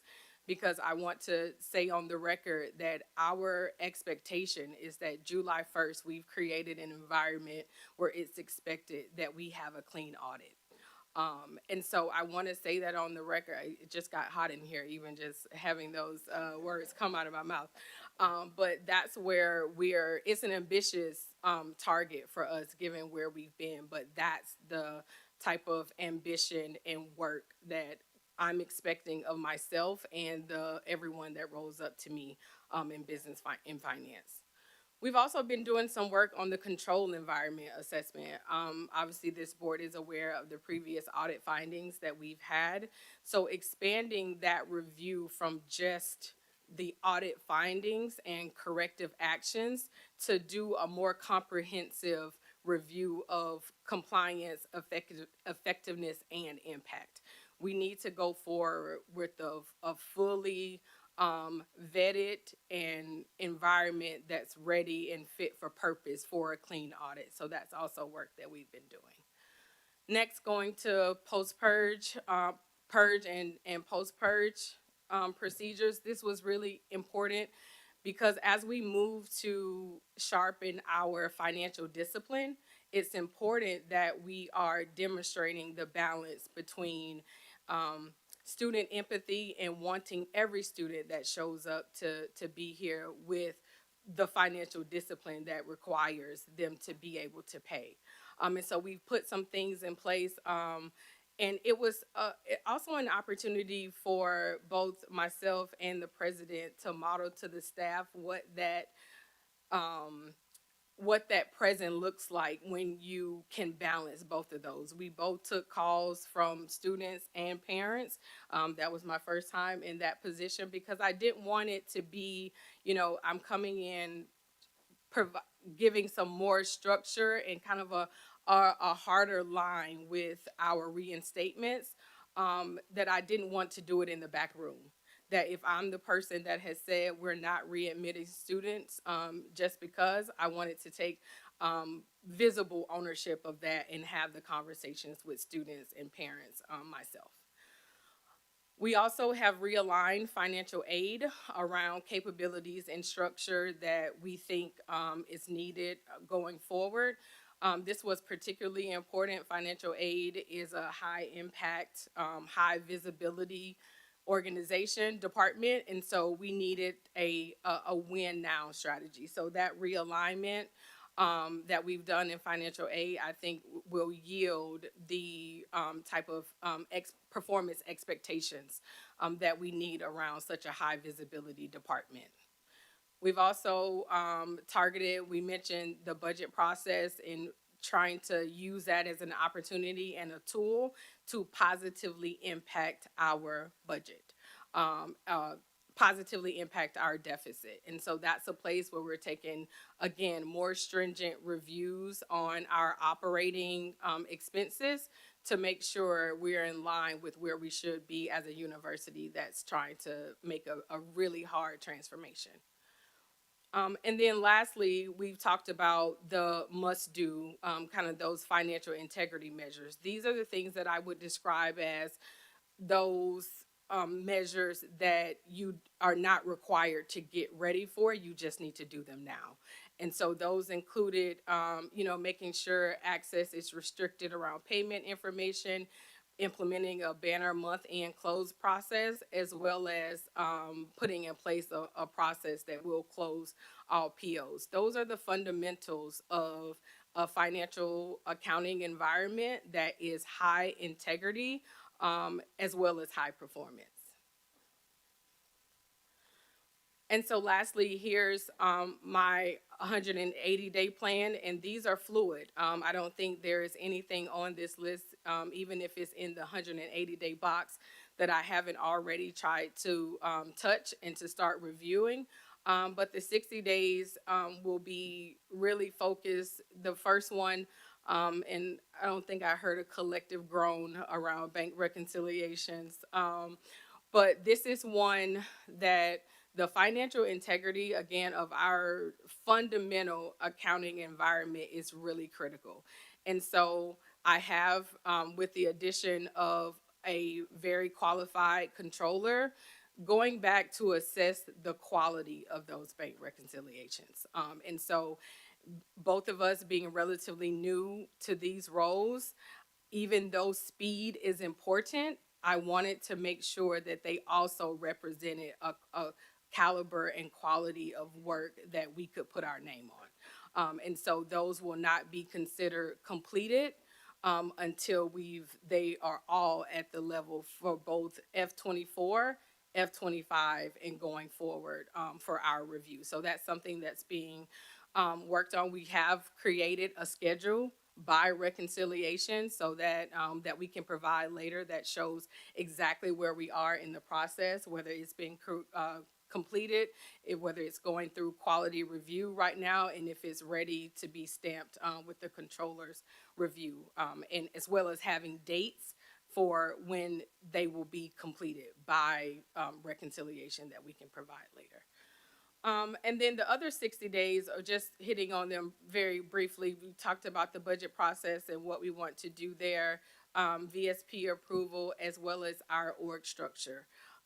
Just like the review that took place in financial aid, I want to make sure that every department that rolls up to in business and finance is fit for purpose, and that it means capabilities, capacity, talent assessments. And so this board can expect a future update around what some of those impact changes will look like. And then moving to 90 days liquidity, as Jim went through, our goal is to continue to find opportunities to build our reserves to the point where we can relax a little bit on having to manage liquidity so tightly. But until we get there, I will continue to partner with our A&M partners to make sure we're managing those. Spend control, FP&A responsibility, the work that this function in A&M has introduced to the university is one that I want to make sure we can keep. We're in transformation and turnaround now, but we won't be there forever. And I want to make sure that we're prepared that when we have turned the corner on this, on our financial challenges, that we're ready to not only be able to sustain ourselves, but also be ready to thrive. And so that FP&A function will be important to that. And addition to the real estate plan, and then lastly, rounding out 180 days around our procurement, around some of our foundation functionality, as well as risk management. So all of those I'm taking on over my first 6 months, again, with the goal of being ready and prepared for our go live date of July 1st, which we are hopefully coming back to the board in May and saying we are ready. Thank you. Any questions? All right, thank you, April. Are there any questions? I do have a few, but again, I will defer to other committee members and other trustees. Chair Winton is asking to be recognized. Yes, Chair Winton. Welcome, welcome, welcome. So glad that you're here. So just want to clarify Yes. a statement about the clean audit findings because you'll inherit some. And so we want to make sure that everybody in the room is aware that when she says July 1, she doesn't mean that she's going to have a clean audit. She's just saying that she's going to have cleaner audits moving forward. We're going to have no new findings. That's what No she new means by that. The one thing that I do want to ask you about, because you did mention bank reconciliation. So, when you say, what does resolved actually look like as you are going through this process of 24, 25, and 26? How do you feel like, what is my success point? Success point is making sure that we have no unreconciled variances on some of the bank reconciliations, as well as those reconciling items, being able to do a spot check. And take a random sample of some of the reconciling items and tying them back to the source data to make sure that they're accurate. Also making sure that all of our bank accounts are being reconciled. So previously, the focus has just been on our operating account at Regions, but we have many more bank accounts than that, and they all need to be reconciled regularly. So getting up to date on all of our reconciliations and having a process for review that is repeatable for the staff at a very high quality. That's what I'm after, and that's what when I will be able to check off bank reconciliations are done. Thank you. You're welcome. We have Trustee Chapman, and then followed by Trustee Smith Knight. Okay, Trustee Chapman. Just a general question. What have you identified as the biggest issue around the bank reconciliations? Is it just behind, or just curious? So it's a good question. So it's a few things. So one, it is a challenge with development and capability. So having an opportunity where the staff has been in an environment where they can be taught and shown what is a high quality reconciliations. We've had a lot of turnover in the department, so giving staff a fair opportunity to be trained on what to look for and how to execute. So capabilities is one. Also, I would say that we have a challenge with making sure our systems are fit for purpose. We're in a situation where the way that our current accounting system speaks to our banking information, it provides an incremental challenge for us. So it requires us to have to manually go and match reconciling items, which is not what you would want to do on one bank account for 1 month that can have over 10,000 line items in it. So it becomes a manual time drain to do those. And that's also, would say, the second biggest challenge. Banner, yes.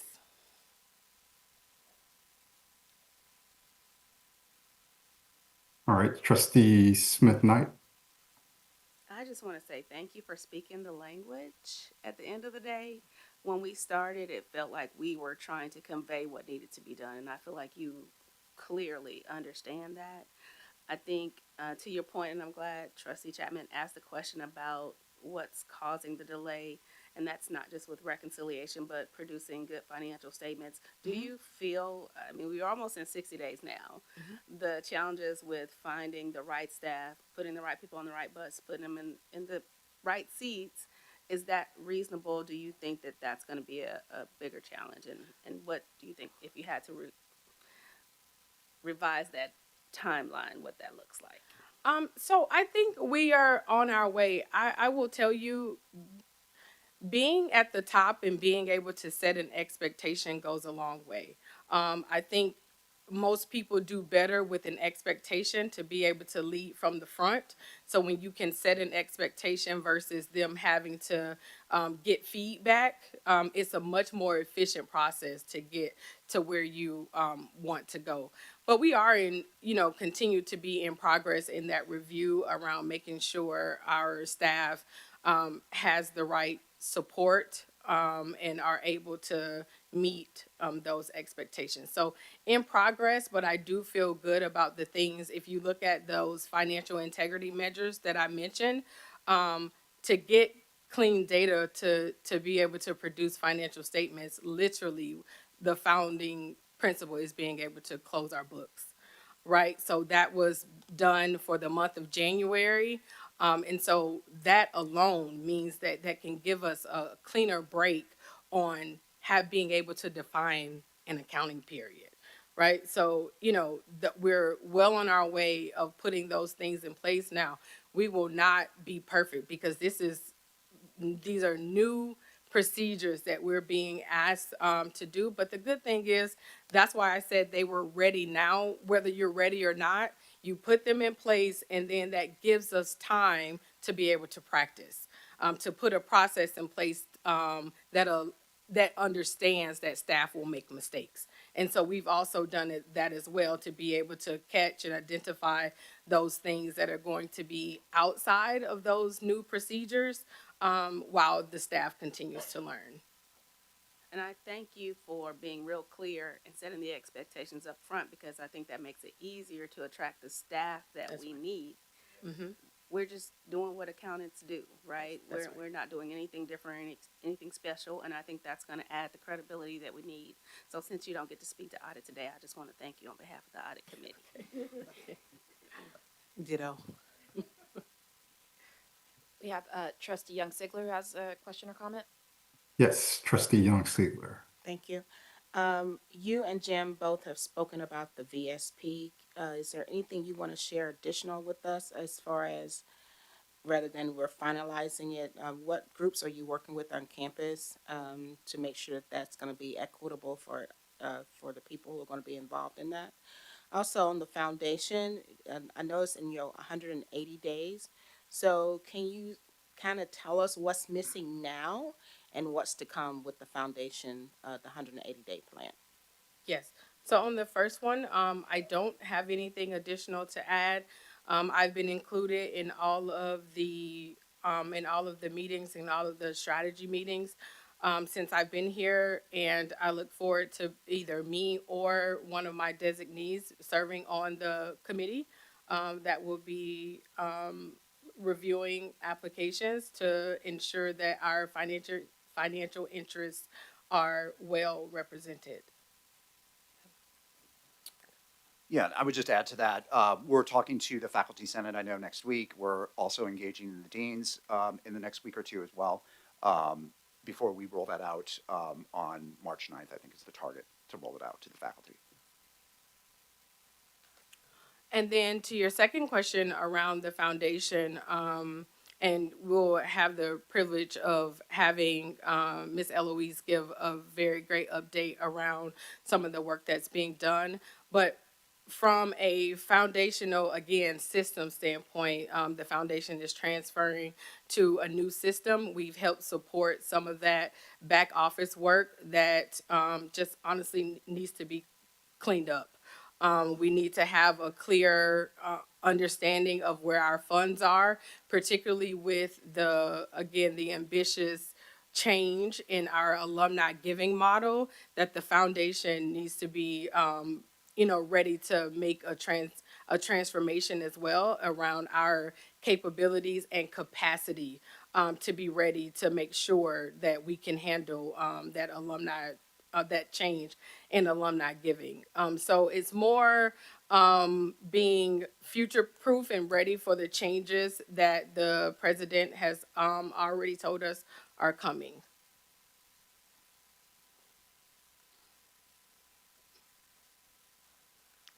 I don't see any other hands.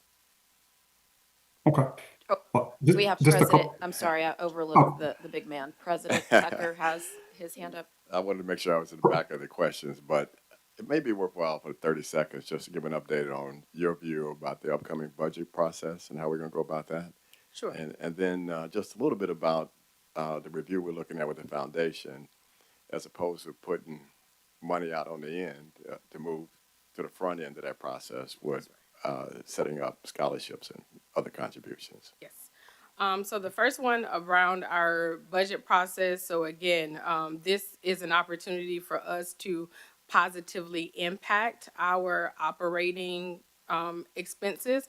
And so one, we're doing pre-reviews so that it will make our budget hearings with the department more efficient, so that they'll have a preview of those things that we've either approved as yes, that we need to discuss, or that already from the beginning that we're moving on from and they won't be approved. So giving them that visibility. We're also incorporating tools to allow us to be able to make decisions in the room. Our budget hearings with the departments should be points of decision making and not just information sharing. And so we've put some tools in place, or in the process of putting some tools in place, that we can make real-time decision, knowing where we're rolling up, because we're going into it, one, expecting from any increase in state fees, it is our goal and target to be able to contribute to the deficit. So any increases in fees, we're not looking to reallocate them out to operating expenses. We're also setting a target for what we expect budgets to roll up to. So again, trying to put into practice of leading from the front, and knowing where we want to land before we start those conversations. And then around the foundation, we have a really great opportunity in making sure that we are the primary benefactors of our university reputation, the events that we have in TSU's name. The university has been a forgotten party in a lot of our engagement. And so we want to be able to change that by partnering with those organizations on the front end with an expectation that those funds from those partnered events are coming directly into the foundation. The university needs to get paid first. And that's the standard for engagement around all of our big events that we're trying to set.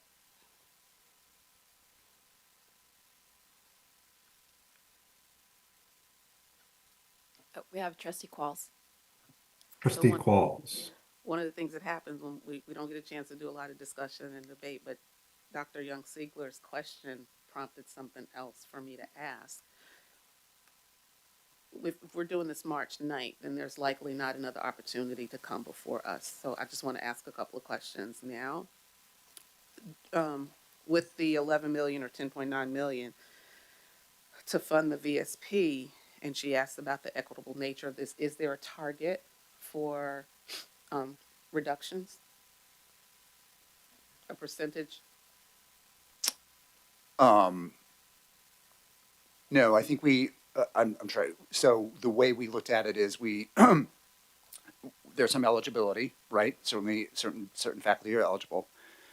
That yields a certain number of faculty that are eligible, right? And then based on academic programs and the like, some academic programs we can't afford to lose anyone, right? And so those we need to protect in a way. And then others, there may be some opportunities. So we didn't necessarily, we targeted based on the amount eligible. We said, what if 40% took it? What does that look like? And that's basically how we calculated the number. At the end of the day, it's all going to be determined by the administration, by the university. What can we afford to lose in what programs? And more importantly, what does our liquidity picture look like at the end of the day? Yeah. And I would also like to add to that, that this process is an opportunity for us, for the university to right size according to our enrollment. So when you talk about things like, do we have a target? No, but we just want to be in line with where our current enrollment suggests that we should be around full-time faculty. So with that question with that response comes another one. So what impact, if any, will this have on fall enrollment and the operations for, the fall semester? Right now, we're thinking that none to having the opportunity to minimize. So I think Jim mentioned the kind of programmatic needs that we'll be able to assess and at any point be able to make sure that any particular college department is still ready and for the students that we are anticipating having in the fall. So that's the great thing about this being a voluntary is that we can both partner on both sides to make sure that the university has everything it needs for fall. I would also add to that, excuse me, I would also add to that, just keep in mind, remember, according to our business plan that we've submitted, we're forecasting small enrollment next year than we have today, probably over the next couple of years than we have today, with the big senior class moving on and then just smaller freshman classes coming in.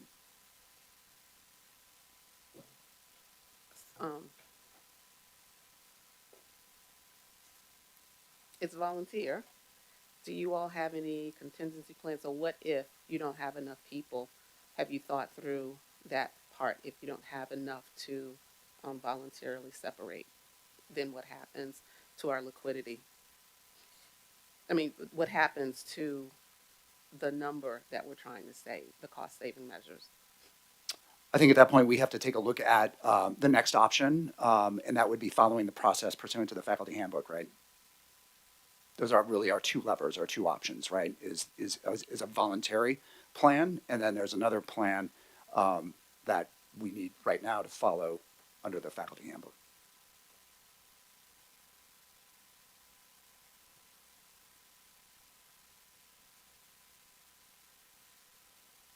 Trustee Qualls, did you have any follow-ups? No, Chair Trauber, I'm fine. Thank you. Are there any other questions? I had a couple, but still want to give others an opportunity. No others are noting. So just on the VSP, a couple questions. One, Jim, I think you mentioned a process of identifying certain academic programs where the VSP may have a disproportionate impact or an impact that the university would otherwise want to avoid with the VSP. So have we kind of looked at those programs and understanding also April's comment about right sizing the university for where we are today, but more forward looking of where we want to be, and similar to a question I asked Dr. Melton about our graduation and retention rates and looking at where our students are coming to us and what programs are going into, what's the overall strategy of where we want to go and how the VSP may affect where we want to be in 2 to 3 years versus where we are today? So let me break that down a little bit. In terms of department and programs, right? We've done an analysis of those departments and programs where there may be some opportunities. We do need to keep in mind accreditor issues and making sure that we don't jump off sides with respect to our creditors, and so making sure we follow those sorts of mandates. So we do have an analysis in terms of by program where there may be some opportunities, and then where we need to be careful. So that is in terms of the programmatic. Excuse me. In terms of the where Tennessee State wants to go and those programs that it wants to invest in, um, you know, that's not necessarily a next fall or maybe even a fall after solution right at the moment. We do know, what do we know? We do know that our enrollments over the next 2 years are going to be lower than where we are at today. We are offering programs. We're not necessarily cutting any programs as they sit today. We're not under investing in programs that we have today. I think looking at what programs we should be investing in and what programs we should be making those investments in, that's probably that's a longer process. But where we sit today, the programs we offer today, the opportunities we offer students, we don't see this impacting that. Okay, because the concern would be, and maybe Trustee Qualls was alluding to this, whether this would further deteriorate our projections on the enrollment side, which results in somewhat of a double whammy.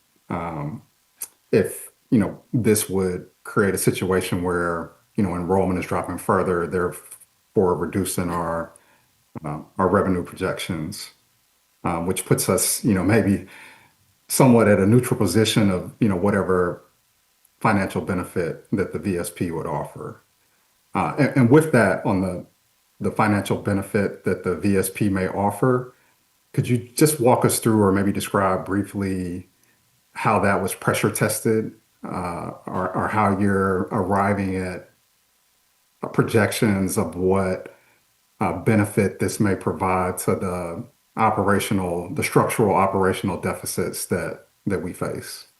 Yeah, so when I think about, if you take the 11 or 10.9, $11 million, and let's just use round numbers, let's just do $10 million, just say it's a $10 million buyout. So that we are essentially, we pay that out, and then as a buyout to our faculty, what the return on that is really less than 12 months. We anticipate the savings between salaries and benefits for the folks that we're offering early retirement to be anywhere between 10 to 12, $13 million of savings in year one. So we would expect that savings immediately. We execute on this June 30. We start July 1st with this new recalibrated, if you will, faculty in terms of our enrollment levels. We would expect to save immediately in next year anywhere between 10 and $12 million. And that number was pressure tested by by assuming that 40% of the eligible faculty will take it.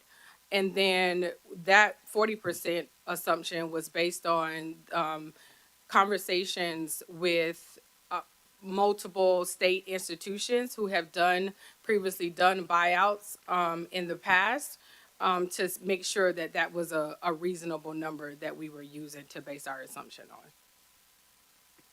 And so any risk to that immediate benefit against the structural deficits have been identified and mitigated to the extent there were any?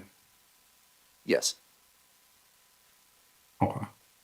And we'll still have an opportunity to do that during the process. So making sure that it's, that we're communicating, which it already has been, that just because a potential candidate applies, that doesn't guarantee them approval.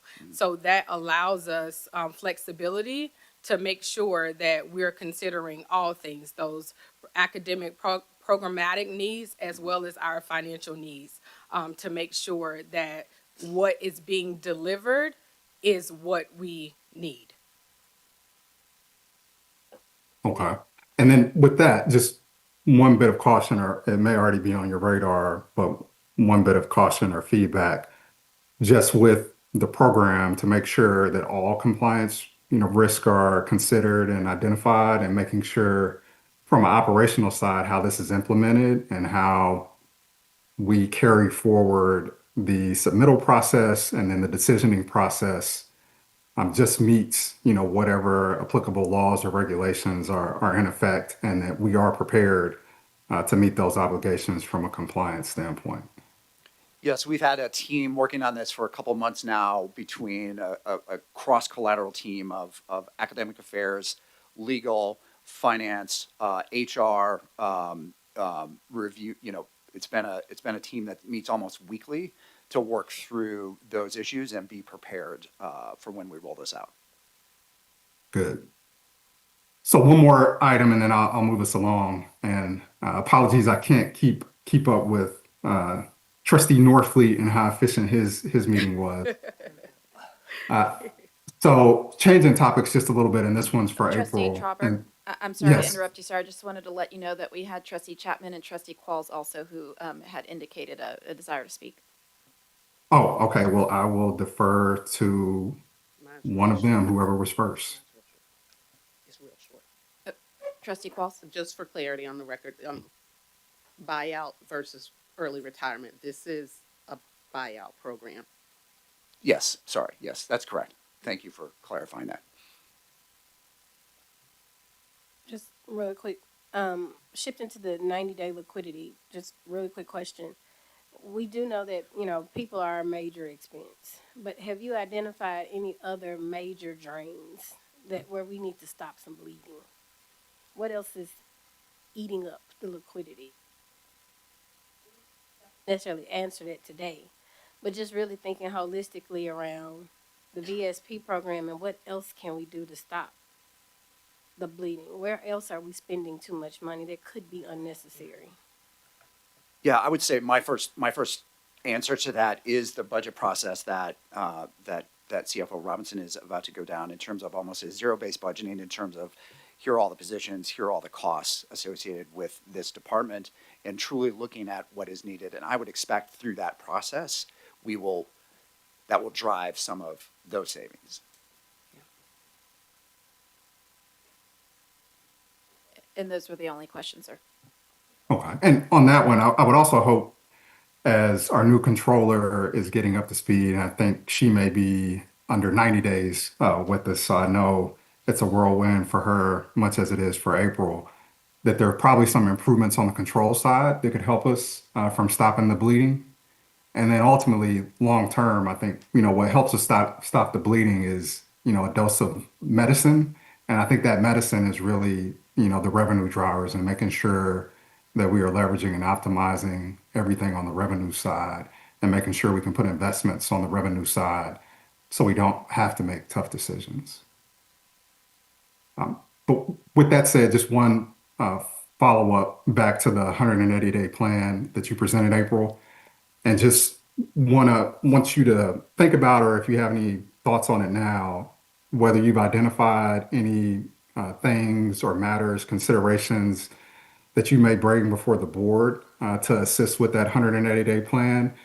And I'm thinking about it in terms of, you mentioned changing in the financial aid capabilities.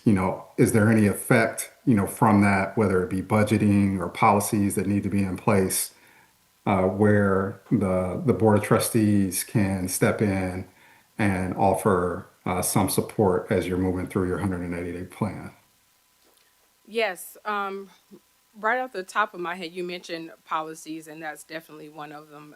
As a part of the comprehensive review of our controlled environment, I have identified whether it's through some previous audit findings or through some potential gaps that we have, policies that either need to be reviewed or that need to be created. So that's kind of outside or the foundation of the 180-day plan that involves continue looking at our policies and procedures, and making sure that those are up to date and where they need to be. So that's the first one. That will be, some significant legwork of review.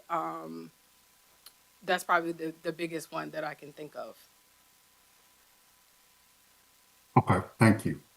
Are there any other questions?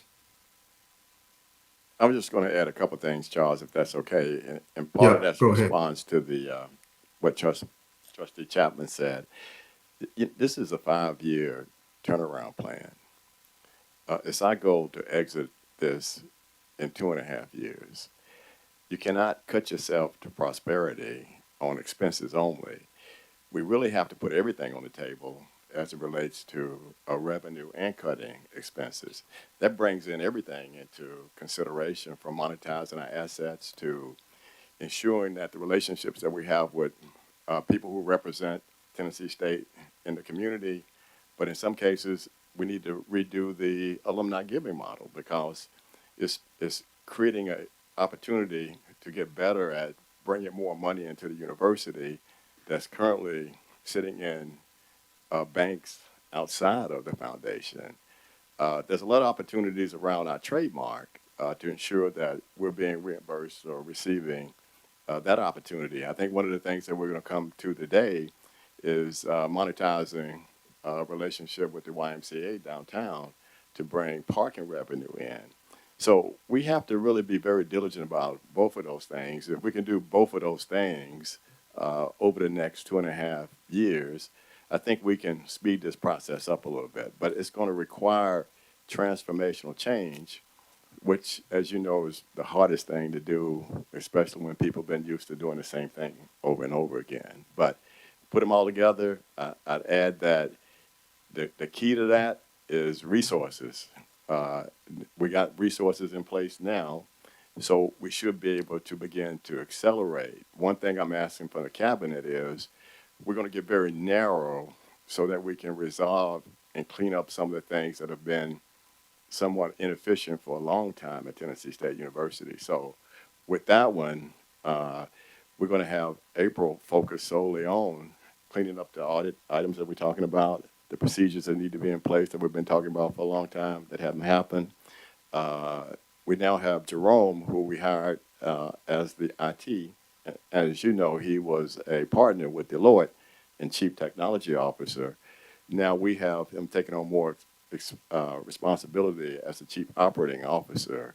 We now have resources in institutional advancement to help us with the fundraising piece. And more importantly, having the comptroller in place working with is huge. So now we should be able to accelerate what fixing a lot of things that we couldn't get to, because it all starts with the right resources, with the experience to be able to move the organization forward. We're going to probably announce another executive who's going to be joining us with prior experience later today to focus solely on the financial aid. We've made a lot of progress with the financial aid program, but there's still more opportunity there for us to get better at. So and that person is also going to be focused on helping with strategic plan, because we talk about that from time to time. I think if we can put all of that together, which we're working towards, we can see an acceleration and have an opportunity to try to exit purgatory here instead of 5 years, 2.5 years. Thank you, President Tucker. So unless there are any comments, I think we have beat this one a good bit and had Jim and April in the hot seat for a while. But does anyone have any last thoughts on this topic? All right, thank you. The next item on the agenda is the report on institutional advancement. The materials for this agenda item are included for your review in our materials for this committee meeting. Ms. Eloise Alexis, Assistant Vice President of Institutional Advancement, will provide information in connection with this agenda item. Welcome, Ms. Alexis. Although I'm not in the room, good to hear from you again. Thank you so much, Chair. Greetings to all. I will jump right in here and begin with our fundraising summary. As you can see, we've received and receipted about $1.4 million in philanthropic fundraising from July 1, beginning of our fiscal year, to the date of this report, which is January 31st. That number represents an increase of about $100,000 over the total giving receipted this time or during this period last year. It also represents about gifts from just over or nearly 2,000 donors, 1,900 donors. This represents 600 donors fewer than had given during this same time last year. But of course, that also means that we have a larger average gift per donor. It's important to note, as I've shared with this body before, that we have moved, we're actively in a migration to a new CRM, going from Banner to Blackbaud. We had an internal go-live date of February 1st. So I just want to acknowledge when you see this report next time, there will be gifts that were received and deposited and receipted, but are not reflected in this last report from our old system. I want to also share that during this period, since I last talked to this board, there have also been new gift and grant awards, documented pledges that we've received. They total about 1.6 million. And not included in that is we recently were notified of, there have been additional gift and grant awards that have come in that we'll announce at our next board meeting. But also we've been notified of two estate gifts, one of which is over $200,000. So it's just always important to speak to the value of having our alumni and friends name TSU in their legacy plans, along with their annual gifts to the university. This report shows you those numbers. This first by gift category. I'll just speak to a couple of moments. We are up in scholarships, both endowed and current use. That's on line 2 and 4, and that is in line with our messaging to our donors during first semester and the end of the calendar year. This particular report is focused on by donor category. We are up in total giving from alumni, as you can see. We're down in corporations and foundations. That's on line 4. And that is primarily, there was a large tech gift that we received, and the last payment of that gift came in last fiscal year or during this time. So you're seeing the bulk of that reflected there. On line 9 and other organizations, we are actually up this year. There's a one-time payment focused on athletics that was there, but also other gifts. An example of that is a $100,000 gift we received recently in the name of a late friend and donor, Bill Freeman, and his family. And so an organization gave that, and so other organizations are investing in TSU. It's important to note that next time you see this report, because of our migration to the new database, this particular line item may look differently, how we count and look at our gifts by donor category. We're going to be a greater clarity and great accounting processes around that. And so our Blackbaud system is going to allow us to do that. This slide speaks to by donor count. I mentioned earlier that we were up in dollars but down in donors. And so I want you to know that our fundraising and alumni relations team have already developed strategies and started implementing them to increase our donor participation from all constituents. As we look at the priorities, I am excited. I think the day that April came, I stopped graying as quickly as I have been. So we've got this wonderful trifecta now between institutional advancement, finance, and our foundation board. And so we're continuing to do our work together.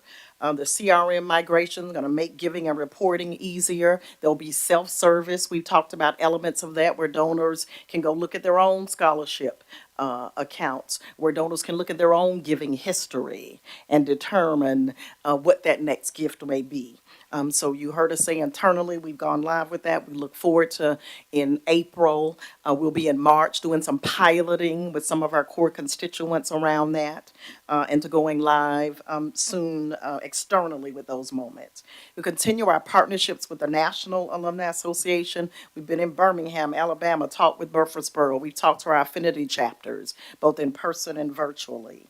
And we'll talk a little more, you'll see some slides about our alumni giving model being at the center of those conversations. We continue to do alumni town hall meetings and other activities, and this is just an example of some of the flyers and things that have been happening during the course of that period. Driving results, of course, is at the center of what we're doing.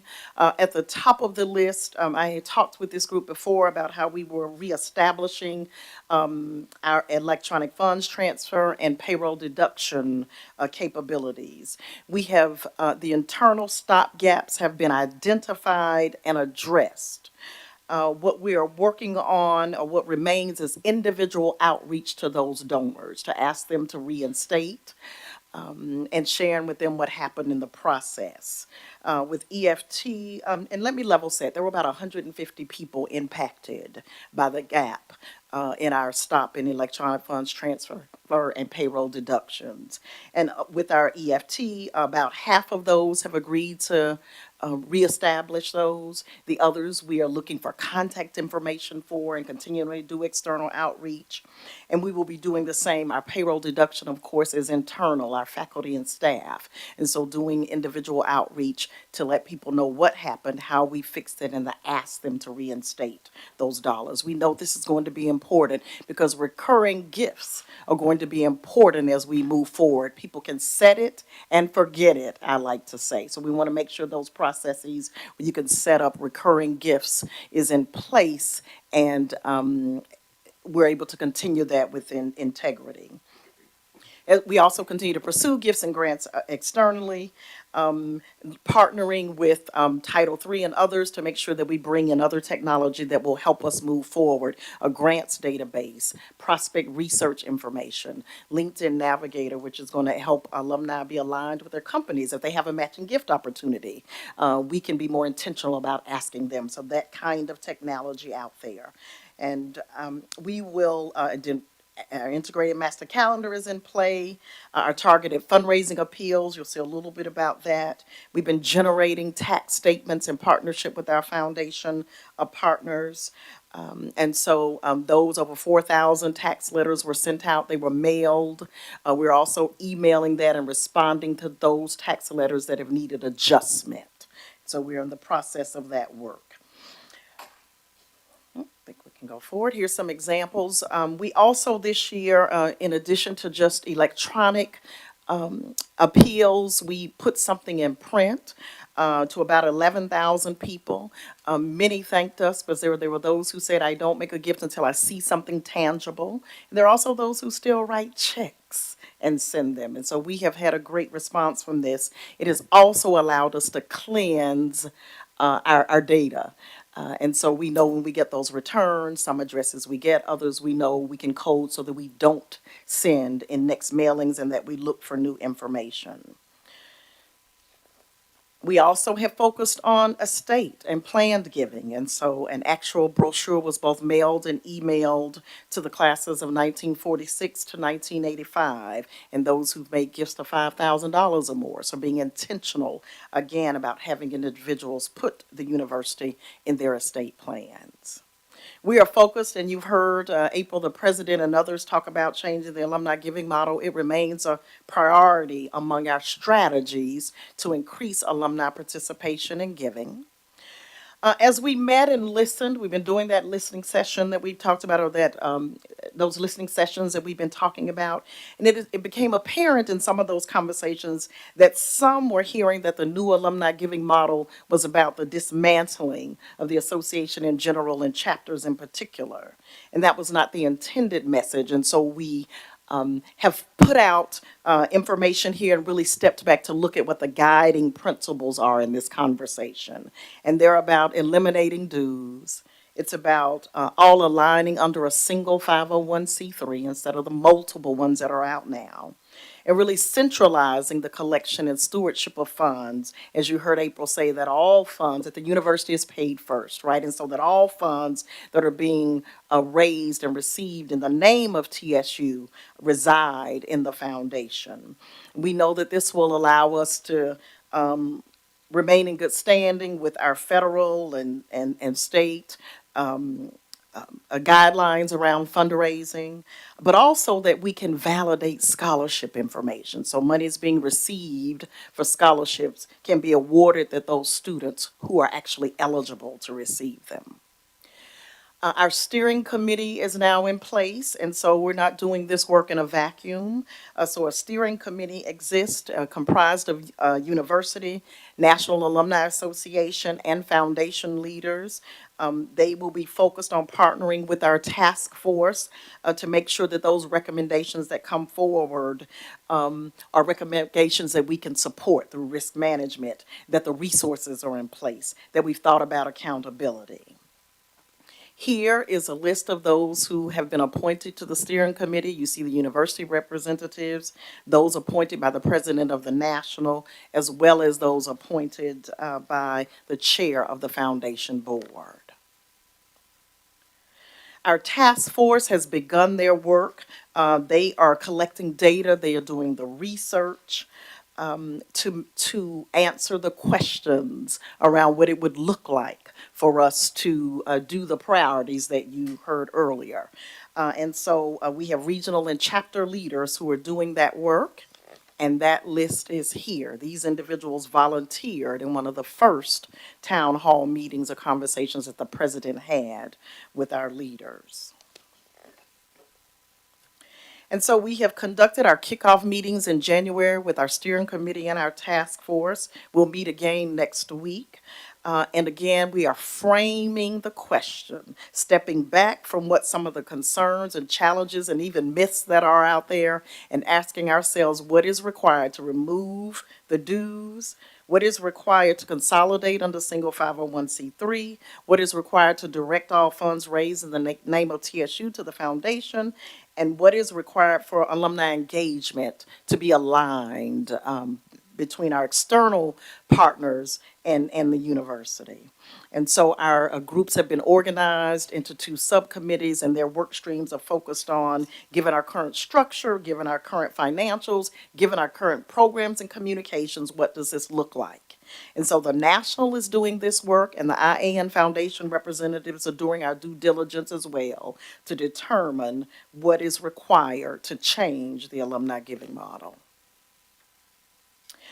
We are also continuing our work focused on building a foundation of significant and sustainable giving to TSU. And so as part of that work, the president has expressed the need to continue to build relationships with those friends, partners, others in the community who can help us share the TSU story. And so this is a list of individuals to date who have agreed to be a part of this process. Those conversations are ongoing, but we wanted you to see the representation of those who will help us talk about the value proposition of the TSU degree and the importance of investing in TSU as we move forward with a comprehensive campaign. I want to also take this opportunity, I may get my hand spanked for this one, but to really say thank you to the president. When you're in my role of fundraising, leadership has to lead. And so I want to thank President Tucker for putting your money where the mouth is. He has made a leadership, our first leadership commitment to the comprehensive campaign with a documented pledge that's important to us in fundraising of $1 million. And half of that gift has already been transferred and is in the hands of the TSU Foundation. So I want to thank you publicly for that, President Tucker. And as I close out, we continue with a frontline moment of engaging our alumni. Our Vintagers Reunion is upcoming. And so you see the dates here and the classes that are celebrating 40 years or more out, with the class of 76 being our golden year, and so we're thankful for our vintagers and others who are helping us plan that celebration. And they will come home not only to celebrate, but they are coming home bringing gifts. And so they are talking about their class commitments and asking one another to invest, to stretch and invest in TSU. And just simply as this board continuing that work, I'm looking forward. I know we've been inward, if you will, putting foundational things together, fixing some things that are broken and building on those things that we know are meaningful to you. And so I look forward to our individual conversations around your own philanthropic vision and goals. And a reminder that if you're in a class of 1 and 6, even if you aren't a vintager, others will ask you this year to think about a stretch gift, if you will, in honor of a milestone reunion. And we'll begin planning for those classes that end in 2 and 7. We want our runway to be even longer so that people have time to be thoughtful and intentional about their giving. So we thank you for all the insights that you share with me when you pull me to the side or in these meetings and you say, Eloise, what about this? Someone asked about that. We appreciate you for that and all the ways that you help us appreciate our donors as well. Unless there are questions for me, that concludes my report. All right, are there any questions? There are none indicated. I appreciate you. All right, thank you.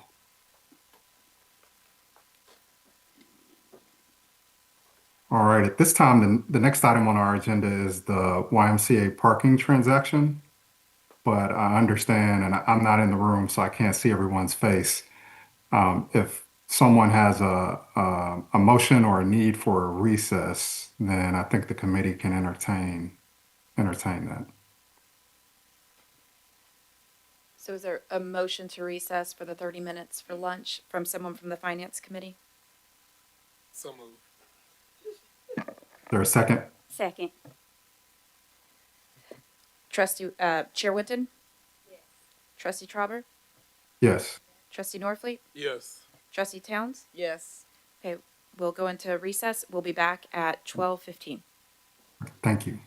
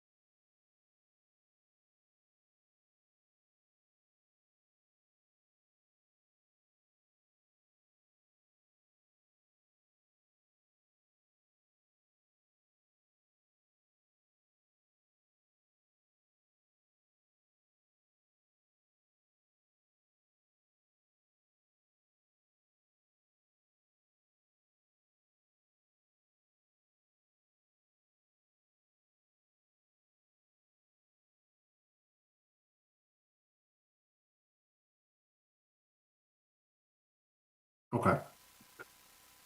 This Finance Committee meeting is called back to order from our recess. And we will proceed, excuse me, with the next item on the agenda, which is the approval of the YMCA parking transaction. The materials for this agenda item are included for your review in the board materials for this committee meeting.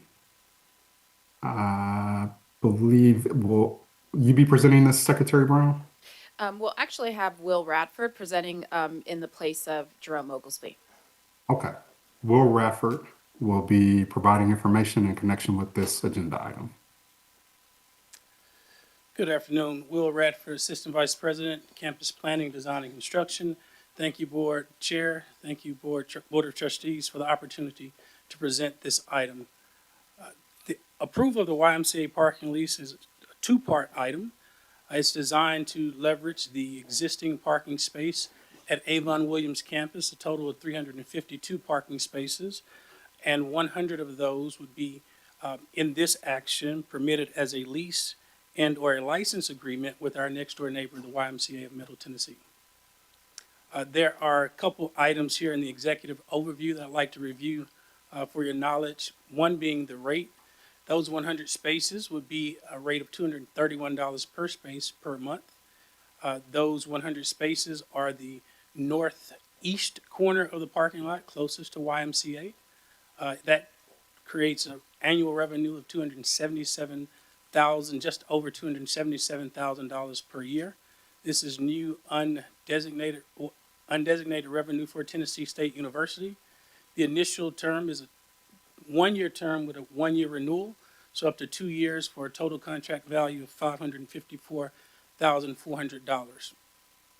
I'll pause there and let you read any of the bullets. If there's any questions, we can build from that. All right, next, the YMCA is. Will, if you could go back just a couple questions. Sure. So on the annual revenue, the 277, is that in line with the prior estimates? For some reason, I thought it was more. There were previous negotiations and the revenue was different. This revenue projection was thought to be more in line with the immediate action, so to capture the time value of money. So instead of protracting it back and forth over time, it was looking at how to make a more timely recommendation with the partner on terms that were agreeable and still somewhat competitive. Hey, Charles, it could be early in this process, we had more spaces that we were going to provide in this agreement, but we realized that quite a few students who didn't necessarily want to take the shuttle down to Avon Williams actually drove. So we had to back off the total number and reduce it to 100. That may be the difference that you're thinking about. Okay. And then I had some other questions, but you may be getting into some of that on the next slide. So I'll hold back and let you continue, Will. Thank you. On the next slide, we I've identified what the obligations are of each entity. Primarily, it's two-part. The YMCA will assign and authorize their users. What that allows TSU to do is, as we're enforcing parking, to be able to clearly identify who is and is not a YMCA user. From the management of this asset, we know there are entities that are neither YMCA or TSU that sometimes use this lot, which is why TSU is taking ownership of that enforcement. And then YMCA has agreed to be the backstop to ensure that it doesn't permit its user to continue to park without the right credentials, and that YMCA will also support TSU in enforcing the ticket and towing policy for YMCA members that do not have the right credentials. It should be also noted that TSU retains full ownership here. This is a license and or a lease just for use. It's not conveying the land, just the use that is clarified in this point. I'll make a correction that the target completion date, which was January 1st, it has been active and it's been an ongoing partnership of which they will pay the actual use date back to January 1st, but this will be completed in terms of a lease in the coming fall once the license and the lease terms are finalized with the correct state officials. And to be clear, that includes all the way up to the governor as a signatory as part of this process. And so just to reiterate, the point before you now is to approve this approach, which allows TSU, under the president's leadership and the proper officials, to go before the SBC and finalize these things to then take advantage of this recurring revenue opportunity as soon as possible. I'll now entertain any questions.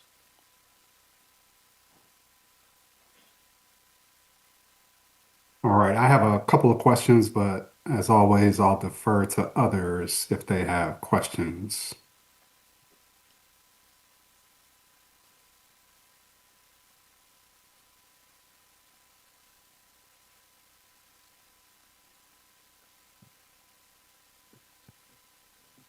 I'm not seeing any questions.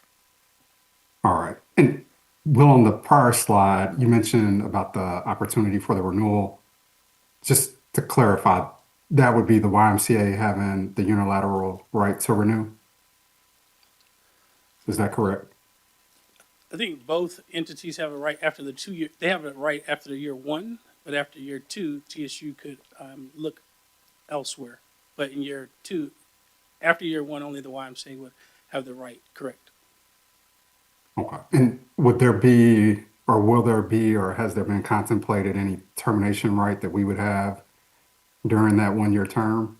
Yes, we have a Or- 30-day termination right per the proposed language. Okay.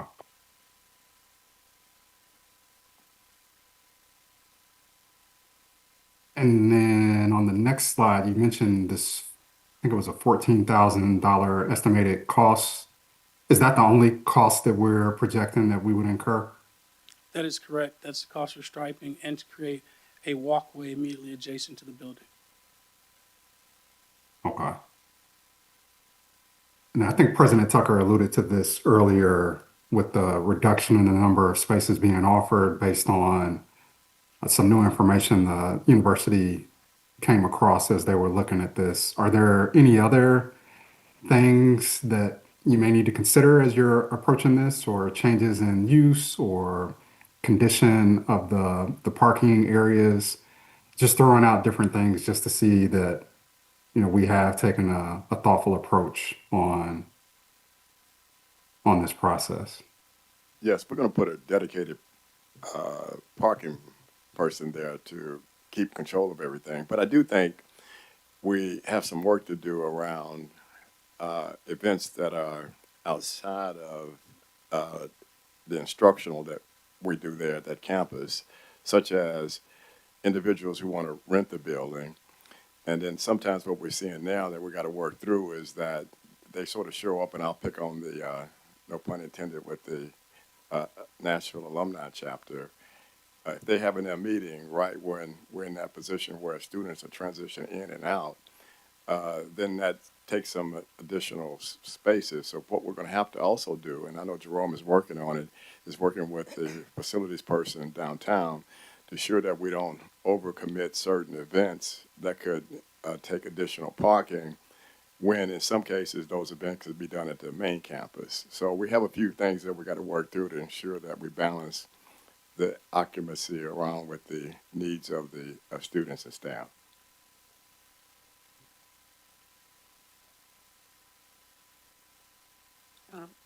With Thank that, you. if in the unlikely event that we do fill up with students and we've already leased out the parking spaces to the Y, do we have overflow parking for the students? Or students, faculty, staff, or who's ever there, if we meet capacity, where will they go? So yeah, to answer that we've already prepared to increase the shuttle service by 2x to accommodate this. There are 252 spaces. That provides an opportunity for more than the student body that is currently assigned at Avon Williams to come back and forth. So we increase the number of shuttles and the frequency of those shuttles to accommodate that concern. And we're doing that now. So not waiting if it becomes a problem that's already in motion.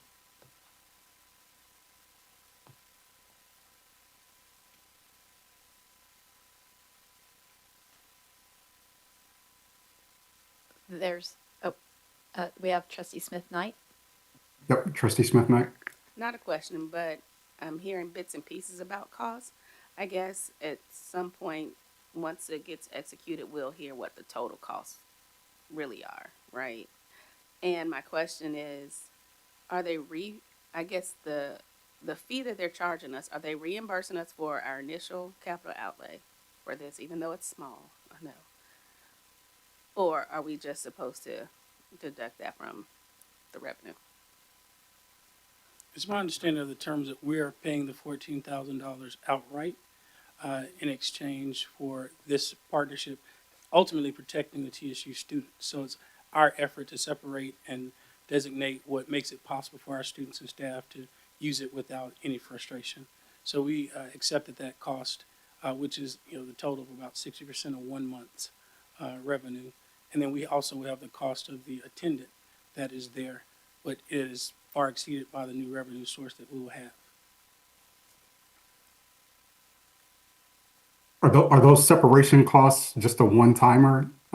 And stated another way, if and when this agreement with the YMCA expires, will we have to remove certain improvements to undo whatever site improvement is made? Yes, they are one time. The extent of the corrective action after the lease is terminated is to reinstall 2 panels of fencing. We would lose 1 parking space, but that would be the entirety of it. So there'd be some costs associated with that. That's correct, and it would be less than half of what we're spending up front by Gotcha. estimation.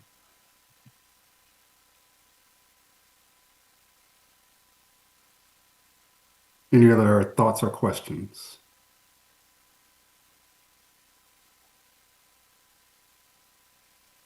I don't see All right, any. if none, this is a proposed action item.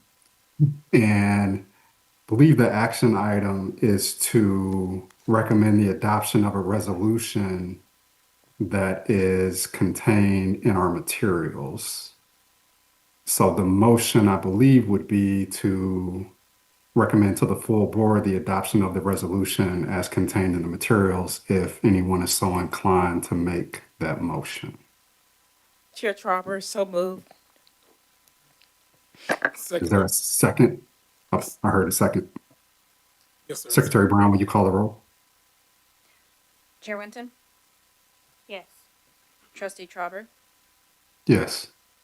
Trustee Norfleet, Yes. Trustee Towns, Yes. motion passes. All right, thank you, Will. Thank you. All right, the next item on the agenda is the approval of the parking rules. The materials for this agenda item are included for your review in the board materials for this committee meeting. And is this one you, Secretary Brown? Yes, I'm Or, going to do my best to put on my Jerome Oglesby shoes. So we'll see. all right, good luck. Thank And you. thank you. All right. So trustees, what you have before you in your board materials beginning at page 50 is a proposal for the approval of some parking rules. So TSU would like to take these formal parking rules through the administrative rulemaking process. That's a pretty long process. It requires us to submit the rules to the Attorney General's office to get some comments and feedback. It requires us to hold a public meeting, a hearing on the proposed rules to receive any comments, and then to come up with our final rules that we ultimately will file with the Secretary of State, and those will become codified under the Tennessee rules and regulations. Other LGIs have gone through this process. This is not something that TSU has done before, so this would be new for us, but it's something that we need. And part of the motive of wanting to do this, in addition to being in compliance with state law, is that we really want to move towards a way that we can create some revenue generation. And so one of the things we'd be able to do under these rules is to be able to charge students for parking permits or visitors for parking permits under the rules. So generally, it would allow us to charge for those parking. It allows us to define what a vehicle is, what the campus is, including our Avon Williams campus, the Business and Incubation Center property. Looped into that also to define what a visitor is. It will allow us to set a campus speed limit to 15 miles per hour. It describes our basic parking and traffic rules and fines. It'll set out an appeals process that provides notice about the process for appealing, and then also sets up a 3-person parking and traffic committee with representation from students, the administration, and then a faculty and staff representative. It also, this is something new and different than what we've previously been allowing. It will define personal mobility devices such as bikes, scooters, and skates, and grant students and visitors the authority to use those bikes, scooters, and skates to get across campus. So I would or like to note for you all that again that these are not in final form because we have to go through that review and rulemaking process. So just by way of example, we received comments back from the AG's office as of, I can't remember if it was Monday or Tuesday. So it's just going to be a process for us. And so what we were asking from the board today is to move forward with going through that administrative rulemaking process. So that is the basic nuts and bolts. Oh, and I did want to note for you all that we modeled our rules after MTSU's rules, but we incorporated some of what TSU had existing and then looked at some of what other institutions had to kind of fill in what we thought were gaps. Are there any questions?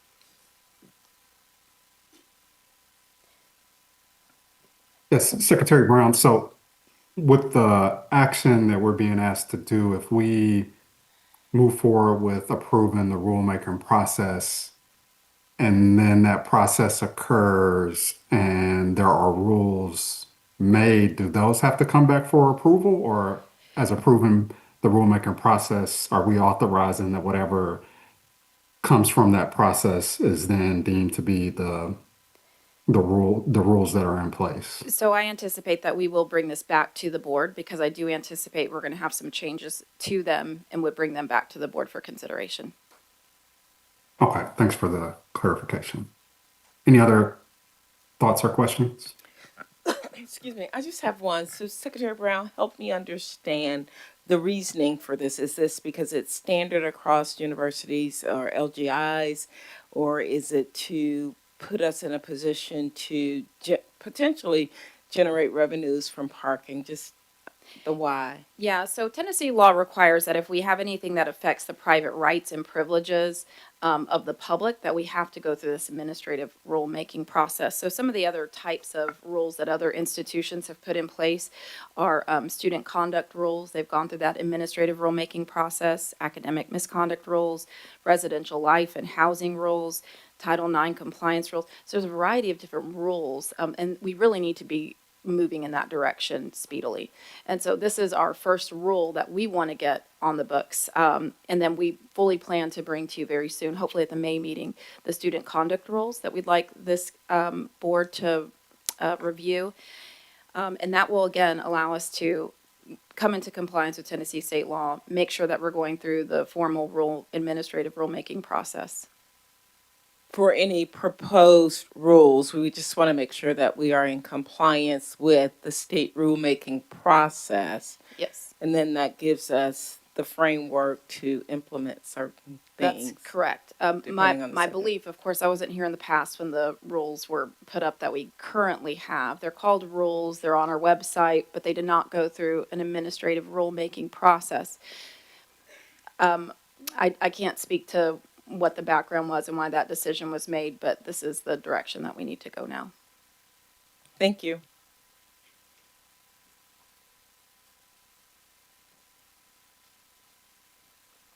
One additional question, Secretary Brown, and this may be premature, and maybe it's not a question, or maybe it's just a consideration going forward.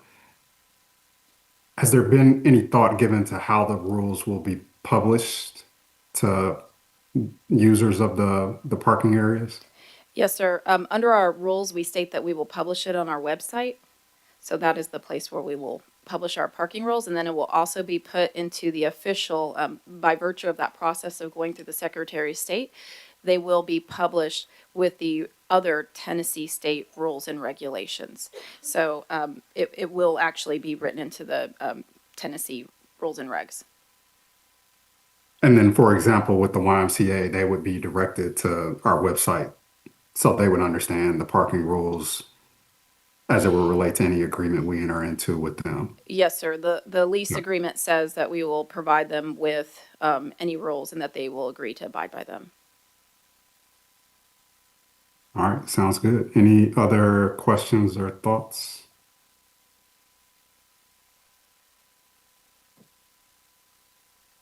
If not, this again is another action item, and I believe the motion would be to approve or give the university the authority to move forward with the rulemaking process for parking rules. If I'm, Yes, sir. okay, all right, just wanted to make sure that was correct. Is there a motion? So move. Is there a second? Second. Chair Winton, Yes. Trustee Trauber, Yes. Trustee Norfleet, Yes. Trustee Towns, Yes. motion passes. All right, thank you.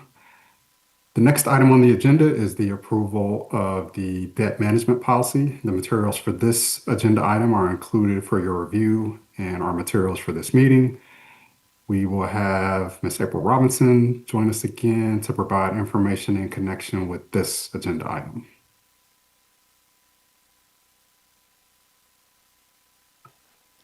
Thank you again. This debt policy is being brought to you for approval so that we can expedite some of the policies, the outstanding policies that I mentioned earlier that we need to close the gap on as quickly as possible. The process, this is a new policy, so it's not an update.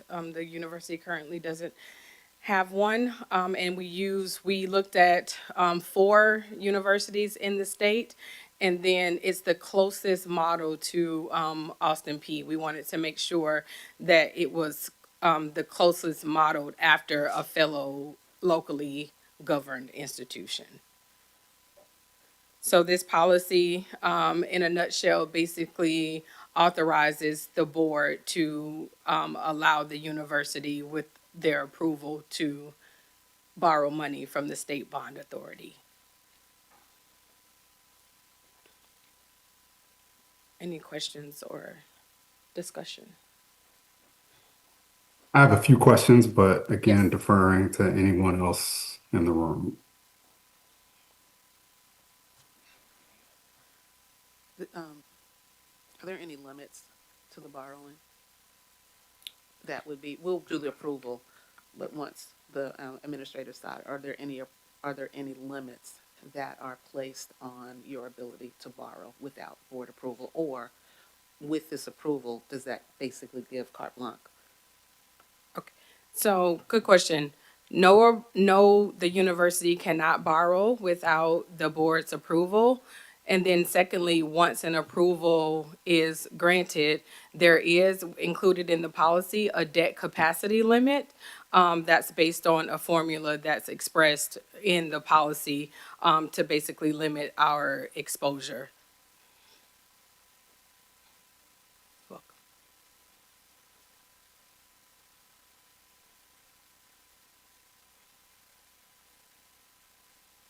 Any other questions or comments?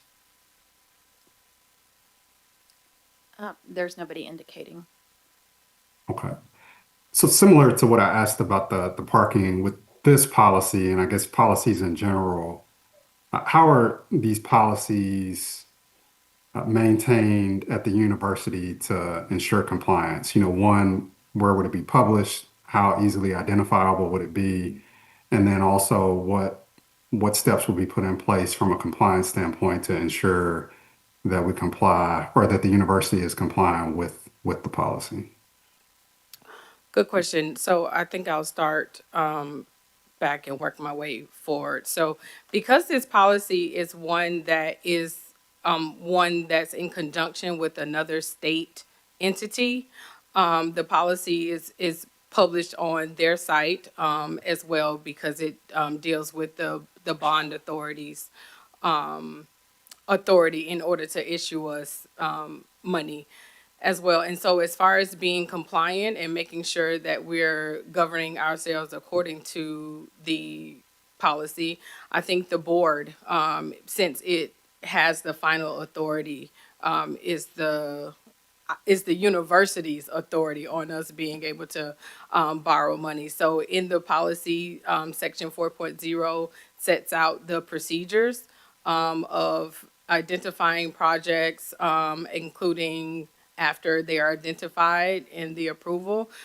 So I think, like, again, they'll be published on the site, published for us, and then in conjunction with the board, we will make sure that we're compliant with the policy.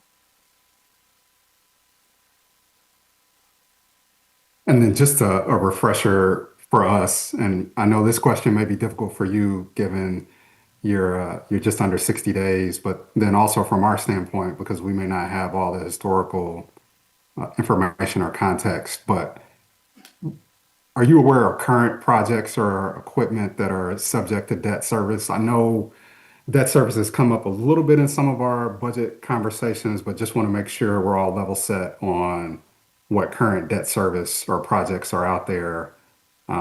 So we just understand the entire universe of projects that this policy would affect. Yes, so primarily our current debt service primarily relates to the 2022 bond that was issued for the construction of the new residence hall. So that's the significant one that is outstanding. We haven't had any bonds issued since 2022. And are you aware, or should we be thinking about any definite projects in the future or on the horizon that would result in debt service? We are not, we haven't, the university hasn't identified those so far. I will say, obviously, as we move forward in this transformation period, that nothing is off the table, as the president has said. And so I think the board is aware of our continuously aging infrastructure around campus housing. So that is something that will always be on the table to be looked at, but at this very moment, no plans to request any bond issues from the bond authority. Gotcha. And then with the one project that you mentioned that you're aware of, is there any reason or benefit to going back and looking at that project and maybe doing an assessment, or I guess maybe a reassessment? I don't know if there was, none of us may know if there was an assessment done when that project was undertaken, but an assessment of the risk of the current debt obligations, and any risk is laid out in our policy, specifically like Article 8 or any other provisions in the debt policy. Yes, I do think that we should go back and do a risk assessment. In the policy, you'll see that the wording that I mentioned around our debt capacity formula.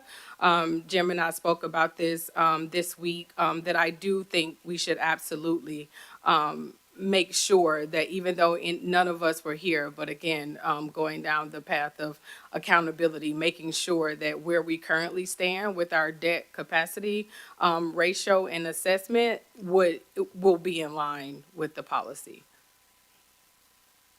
Got it. And with that, a couple of watch outs as y'all are looking at it. And I don't know that this will be a question, maybe more just comments, because I'd scanned through the policy, wasn't able to digest it completely. But I saw certain compliance aspects, for example, under Article 9B and Article, I believe, or excuse, yeah, 9B and then Article 12C, related to how financial information will be provided in accordance with SEC requirements or compliance requirements related to the use of funds and the maintenance of any buildings, equipment, or projects related to debt financing. And I imagine those are probably some high risk areas, and just want to make sure we're paying attention to those areas, if this policy is implemented, and how we react to our control environment and our compliance environment with those specific items. Understood. I do think that's a good suggestion and a good point, that we need to make sure that we're understanding. The one thing about the policy is that the debt capacity is really at the time of issuance of the bond. So it's on a project by project basis, but I do think that it would be prudent if we are regularly managing those things, not only our debt capacity assessment, but also those adjacent considerations that you just named. Got it. Thank you. And one last question, and I appreciate you. I feel like we're going through a rapid fire round on this, so I appreciate the responses. Last question, does the policy change who has the authority to request projects that will incur debt or how that debt is procured? No, because this is a new policy with the university, it's hard to say that it changes anything. And the fact that I'll be honest, I don't know in the 2022 issuance how those projects were identified. We do know that it was board approved, but as far as the projects being identified, I am not sure. So when you don't, in absence of a policy, I don't think that we can define what is happening. And I don't know if it's been standardized of what has happened with the bonds that have been issued so far. So it's And that more would be the like trying other, to institute some structure and rigor around the expectation of what the policy is. Sorry, and go that would ahead. be the other bit of caution. I think maybe from our end on the trustee side is just making sure that this policy doesn't change any of our rights or obligations or responsibilities, and that, it's consistent with, our bylaws and board policies, and of course, any applicable state laws that might dictate how projects are identified, but more primarily how they are approved. And so just to, to that point, to the board, the first sentence in the policy statement reads, the Tennessee State University Board of Trustees has the power to authorize Tennessee State University to borrow money. And so for our standpoint, that was expressly stated that that approval lies with the board and not the university itself. Yeah, and just for clarity, I, I was talking more on the side of the projects and not necessarily the approval to procure debt. Okay. Just the approval of the projects. Okay. But are there any questions or thoughts? Trustee Qualls. Yeah, can you, just for our understanding, we're not planning to take out any bonds anytime soon. How are we funding the engineering building?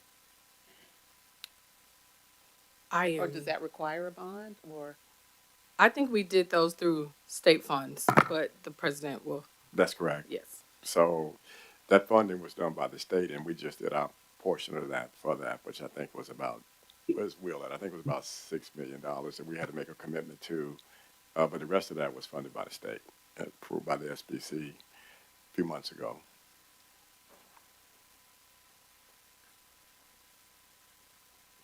And so that would be the same for any other of those type of projects that are in place that would have been discussed at the SBC, for instance, the ag project. Will Radford. So on capital improvement or capital outlay projects, we would not use bond money. The university has a match, and that match typically comes from identified funds and or gifts. So bonds are typically reserved for auxiliary functions, building a sports arena, building a residence hall, things that generate revenue. They're not typically used for education and general things. So it's not typical to have bonds on educational facilities.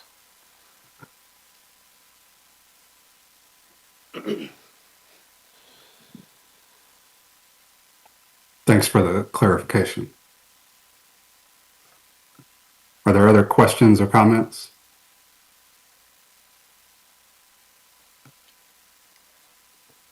I don't see any. All right, this is another item that requires action. Is there a motion to recommend to the full board the approval of the debt management policy? So moved. Is there a Seconded. second? All right, Secretary Brown, will you call the roll? Well, is there any discussion? If none, Secretary Brown, will you call the roll? Chair Winton, Yes. Trustee Trauber, Yes. Trustee Norfleet, Yes. Trustee Towns, Yes. motion passes. All right, thank you. Is there any additional business? If none, I will entertain a motion to adjourn the meeting. So moved. Is there a second? Seconded. Secretary Brown, please call the roll. Chair Winton, Yes. Trustee Trauber, Yes. Trustee Norfleet, Yes. Trustee Towns, Yes. passes. All right, thank you.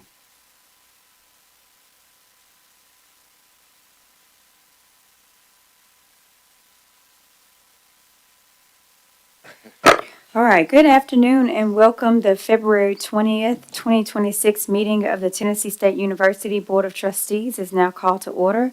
The time is now 12:52 p.m. Central Time.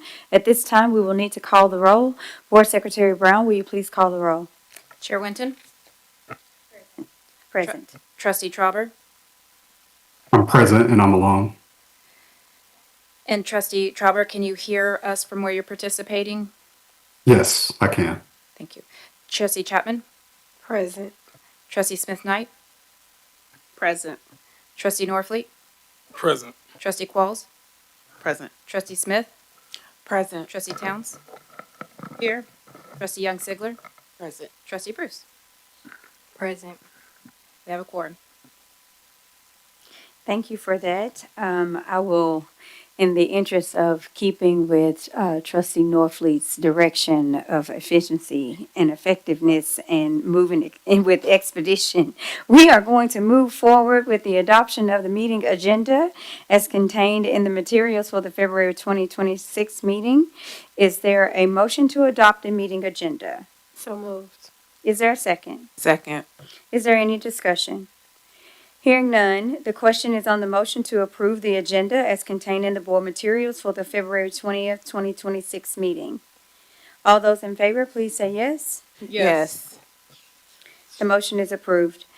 The first action on the agenda is the approval of the consent agenda items, which includes the approval of the meeting minutes for the November 20th, 2025 Finance Committee meeting minutes, November 20th, 2025 Audit Committee meeting minutes, the November 2021 Student and Academic Affairs Committee meeting minutes, and the Governance and Governmental Affairs Committee meeting minutes, as well as the Board of Trustees meeting minutes, which all occurred on November 21st of 2025.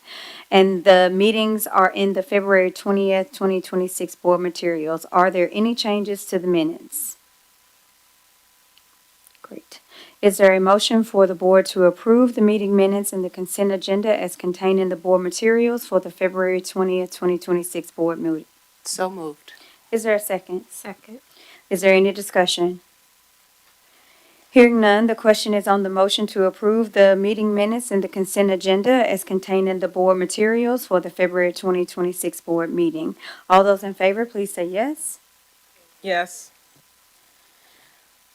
Okay, we don't need to do a roll call vote, right? We probably should, actually, because since Trustee Trauber is remote, if you don't mind. Yes, please Okay. call the roll. Chair Winton, Yes. Trustee Trauber, Yes. Trustee Chapman, Yes. Trustee Smith Knight, Yes. Trustee Norfleet, Yes. Trustee Qualls, Yes. Trustee Smith, Yes. Trustee Towns, Yes. Trustee Young Sigler. Yes. The motion carries. Thank you. The next item on the agenda is the committee reports. We will first hear from the Governance and Governmental Affairs Committee.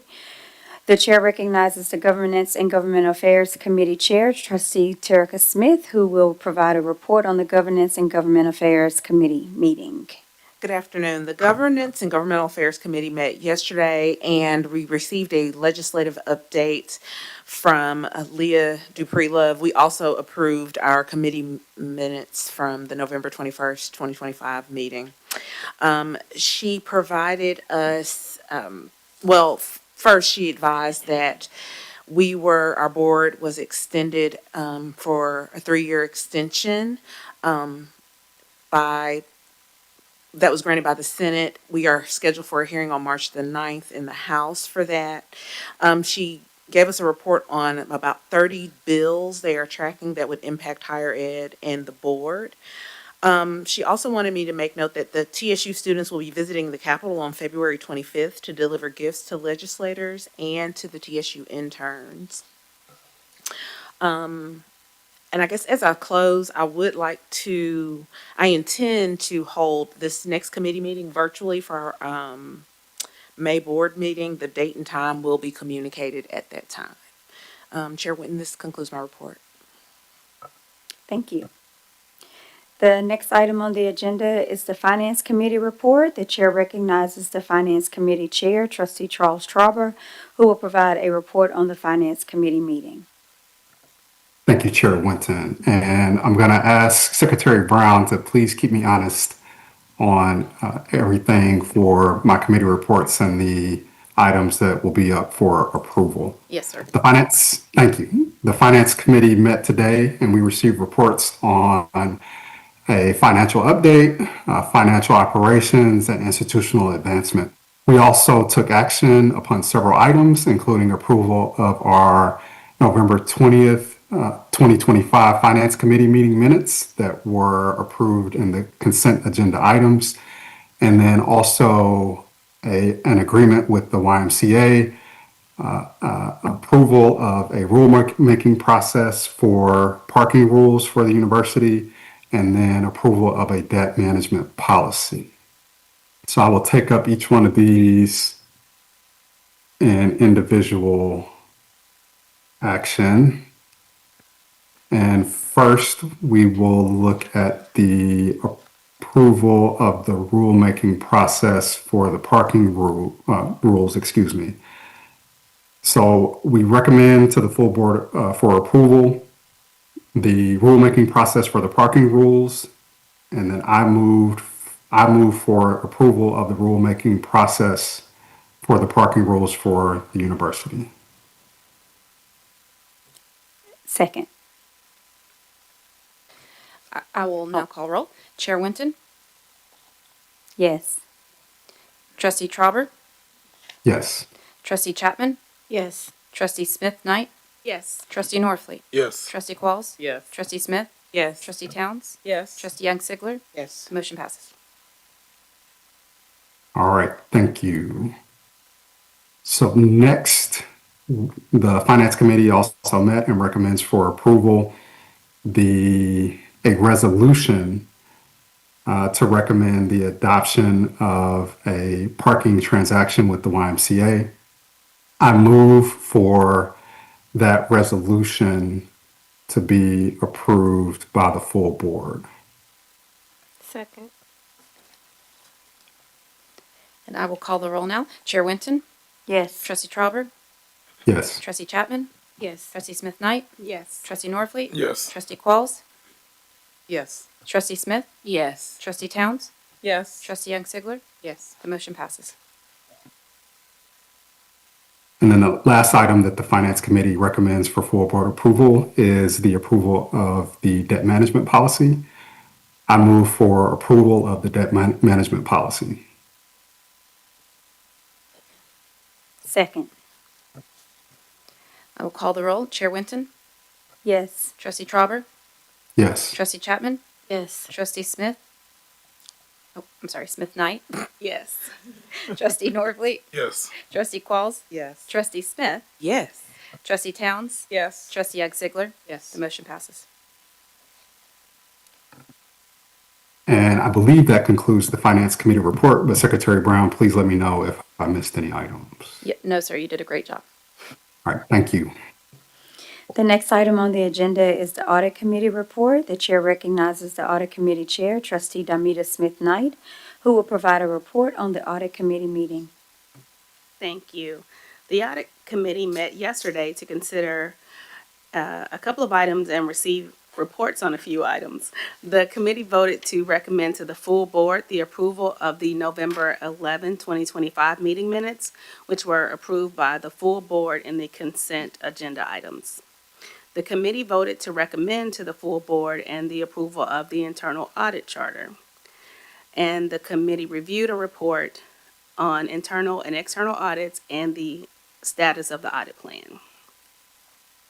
On behalf of the audit committee, I move to approve the internal audit committee, the internal audit charter as contained in the board materials for today's meeting. Second. I will now call the roll. Chair Winton, Yes. Trustee Trauber, Yes. Trustee Chapman, Yes. Trustee Smith Knight, Yes. Trustee Norfleet, Yes. Trustee Qualls, Yes. Trustee Smith, Yes. Trustee Towns, Yes. Trustee Young Sigler. Yes. The motion passes.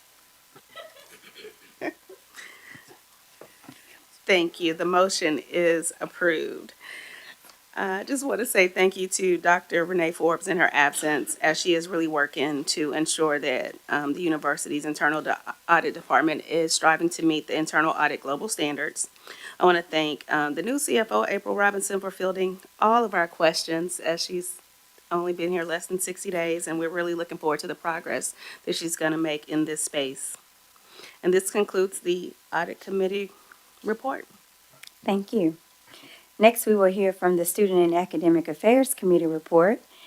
The chair recognizes the Student and Academic Affairs Committee Chair, Trustee Jeffrey Norfleet, or whoever that other person was, who will provide a report on the Student and Academic Affairs Committee meeting.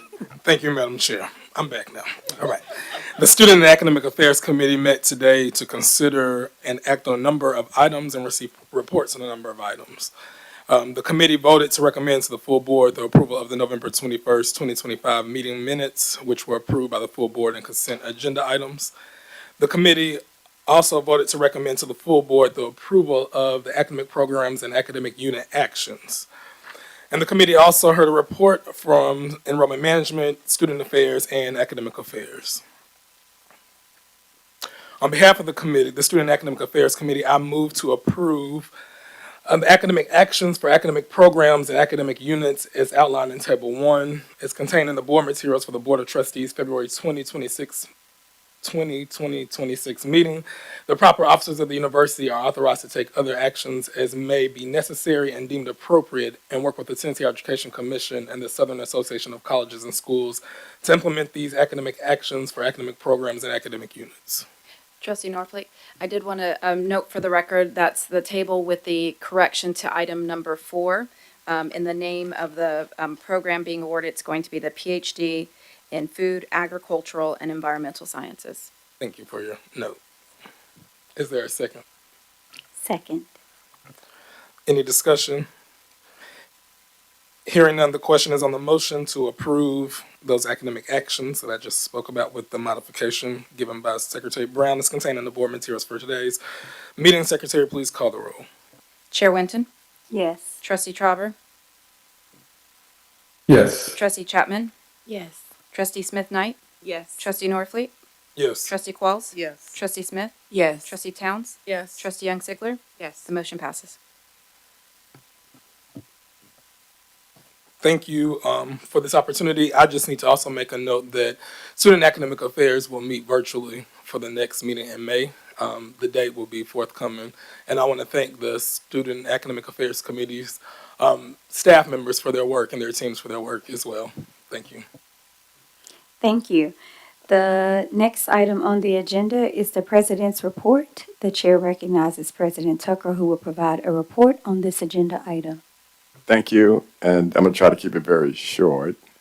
There's a couple of revenue opportunities that we're vetting, and I thought it'd be worthwhile just to give you a little bit about that. One of which is we're in discussions to maybe have an opportunity to play a number of football games on campus That's all I'm gonna say about it. But because we got a lot of work to do with a third party on that one. We're also vetting an opportunity to support potentially a K through 12 charter school network on campus. That has a whole lot of moving parts associated with it, but there's a whole lot of funding that also comes with that. So we're not ready to talk in depth about that, but it's something that we are going through the vetting process to determine the potential benefit. With that, I want to move on to my next slide. One of the things that we set out as a goal for this year is to improve customer service at Tennessee State University. And we've got a new recognition program that we're putting into place and announcing very soon. It has a very simple part to it, and that is just to recognize people in the moment when you see them providing good service to our students. Part of that has a cone that, if you look on the front side and the back side, it talks about customer service. These coins are about the size of an old school 50-cent piece. So we're going to provide some to the trustees, to the cabinet, and all the leaders across the university. So when they see anybody providing good customer service to our students, you could just simply recognize them by giving that coin to them. We got a few thousand of them coming in, so I hope we use them all up over the next 4 months, recognizing those who are doing that. If you go to the next slide, at the end of the year, we're planning a more formal opportunity to recognize those who are servant leaders and also have done a good job of providing service to our students and our families. So with that, in a prior meeting, we showcased some of our students in terms of what they're providing to the university. Here today, I'm going to turn it over to Will because there's a lot of things that happened when the inclement weather came in and we had to shut down the university for 3 days. But quite a bit of staff went well beyond making sure that our students had all the resources and capabilities to get back on campus. And with that, I'm going to let Will highlight a few of those. I think we got 6 people. We recognized them early in the cabinet. But I think when you hear their stories, it sort of solidifies some of the great work that some of our staff are doing that we don't talk about on a regular basis. Go ahead, Will. Thank you, President Tucker. Thank you, Board. I would like to just ask the leaders and the people who are from the Department of Campus Operations, Plan, Design, and Construction to come up. I think it's a gift to lead this opportunity. These are the people who show up before the lights come on, who stay after the lights go off. The people who on October began to plan for what we knew could come in January. So on January the 20th, when the storm began to happen, these were the people who were already deployed with clothes in the car, suitcases in the car, ready to do whatever it took to make sure the students were provided for. And it's really important to know this was unprecedented. So we can prepare for 3 or 4 days, but when you have 8 days, it means there's some serious sacrifices have to be made, and that this group of leaders made those sacrifices without discussion. They have families at home. One of them is a father of a newborn, born in November. And so I'll just go through it really quickly. First, calling Vanetta Johnson, who's been with Tennessee State University for 2 years. Vanetta, I ask you to accept this letter and the gift as a token of our gratitude for your exceptional resourcefulness during the recent winter storm. When regional vendors were unable to meet our critical needs, your intuitive leveraging of your professional network led to strategic partnerships with the Department of Transportation. So Vanetta built a network with the Department of Transportation that helped TSU replenish some of its exhausted resources. So thank you, Vanetta, for that. I'd like to offer Vanetta the chance to say anything she'd like.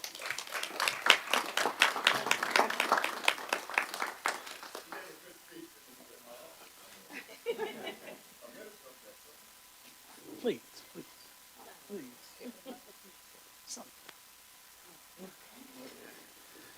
Well, thank you. Press the button. See, that's on. That's okay. Okay. Thank you for the opportunity to serve. It definitely was a tough time. It was definitely unprecedented, but we did all the planning and all the planning we could do and still were about to run out, and everybody else in the state was too. But because of the connections that I had, it just gave me the insight to think, let me reach out. They can't say anything but no.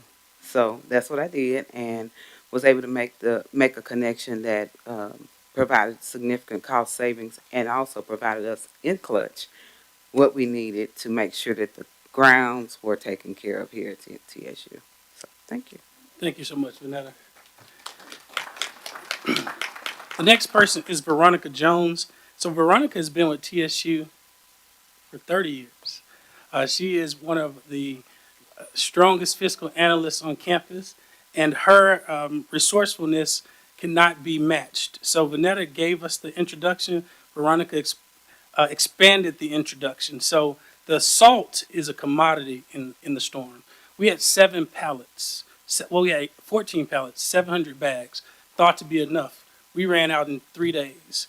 Veronica went and used the leverage with TDOT to not only get truckloads of salt, $25,000 per truck, free, donated, and then a commitment to provide that same resource in perpetuity from now to forever for Tennessee State University. So Veronica, thank you for your resourcefulness and being willing to make those kinds of arrangements for Tennessee State University. Would you like to say anything?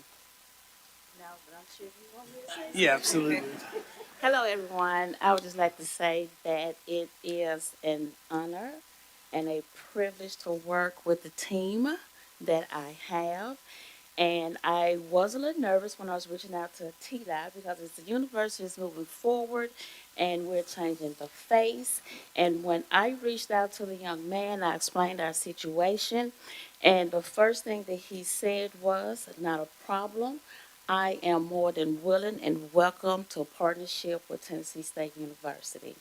And so I was proud of that because our purpose and our goal first is the students. And again, like I said, is we're changing the face and we're moving forward. I just want to thank my team and as they are always willing to work and step in and help out where we're needed and where we're wanted. So thank you. Thank you, Veronica.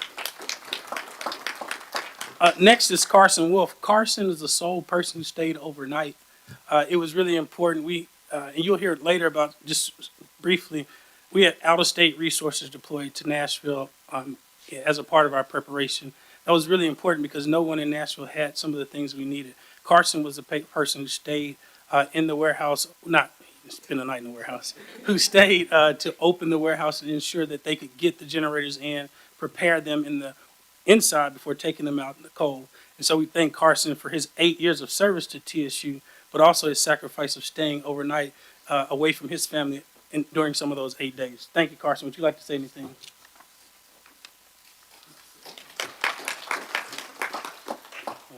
Thank you very much, trustees, for your time. And I love working at TSU. This is my first real career. It was started here at TSU, and I'm also a student here, completing my degree program. I've learned all my professional skills here. I've worked on many different things, anything that gets you in or out of a building. And I work with a team of committed people. I'm not the first person who's had to spend the night here. I'm not the first person who showed up early in the morning. And there's people who showed up a lot more than I have. So I'm very proud to work with these people. Thank you. Thank you, Carson. Only 3 more left. Next is Jennifer Grady. Jennifer, your initiative and involuntarily assuming the responsibilities of damage assessment and insurance coordination has been invaluable. By assembling a team to document the storm impact and preparing a claim for the state treasury within a single week, you've set an unprecedented standard for the university. Your expertise ensures that TSU is positioned for a full financial recovery. Jennifer Grady has been with TSU 2 years. It's really important to understand that every time there's a loss event, that requires us to assemble a team of people to go study the loss. What was broken? How many people were impacted? How long did it take? Jennifer's job title has nothing to do with that, but she takes on the responsibility of doing and leading that in our department. And I wanted to say loudly, in the past 9 months, she's secured over $5 million of return insurance payments, which could have taken multiple years. And previously, before coming here, it did take multiple years. So I want to thank Jennifer for the winter storm, but also for what she does by stepping up. And she will say a few words, hopefully. I'm so grateful to Will for giving me things that I say I don't want to do. And I end up loving them. So insurance was one of those things. It also, fortunately and unfortunately, lets me get to know a lot of the campus and tracking down what went wrong, what went right, and how we can make sure that it doesn't happen again. I'm very, very happy to be part of the machine that brings money back to TSU to reinvest. Thank you. Thank you, Jennifer. Next is Eli Smith. Eli, your tireless dedication to operational excellence to 12-hour shifts. So Eli is a new father. November, he had a child. His job every day, it was limited, but he showed up at 6 a.m. every day and stayed to 6 p.m. every day. He is a quality control person, but he got into equipment and ran the equipment based on his certifications like he was a utility worker. And he did that for 12 hours a day to make sure the buses could get into the circle, the buses could get to the apartments. So physically operating equipment well beyond his scope, but within his standards is what I want to thank Eli for, because that commitment made a difference to the students and the staff. So Eli, would you like to say anything? Being a Nashville native, y'all, I feel a sense of pride being able to serve here at Tennessee State University, and I feel a sense of obligation being a Tennessee State University employee. So not only do I thank you all, I thank my colleagues, I thank my leadership for having the opportunity to serve, and I want to make sure that you all know that me, myself, and my whole team here, we stand to represent the character of campus operations, which is thinking long, working hard, and serving with integrity. So thank you. Thank you, Eli.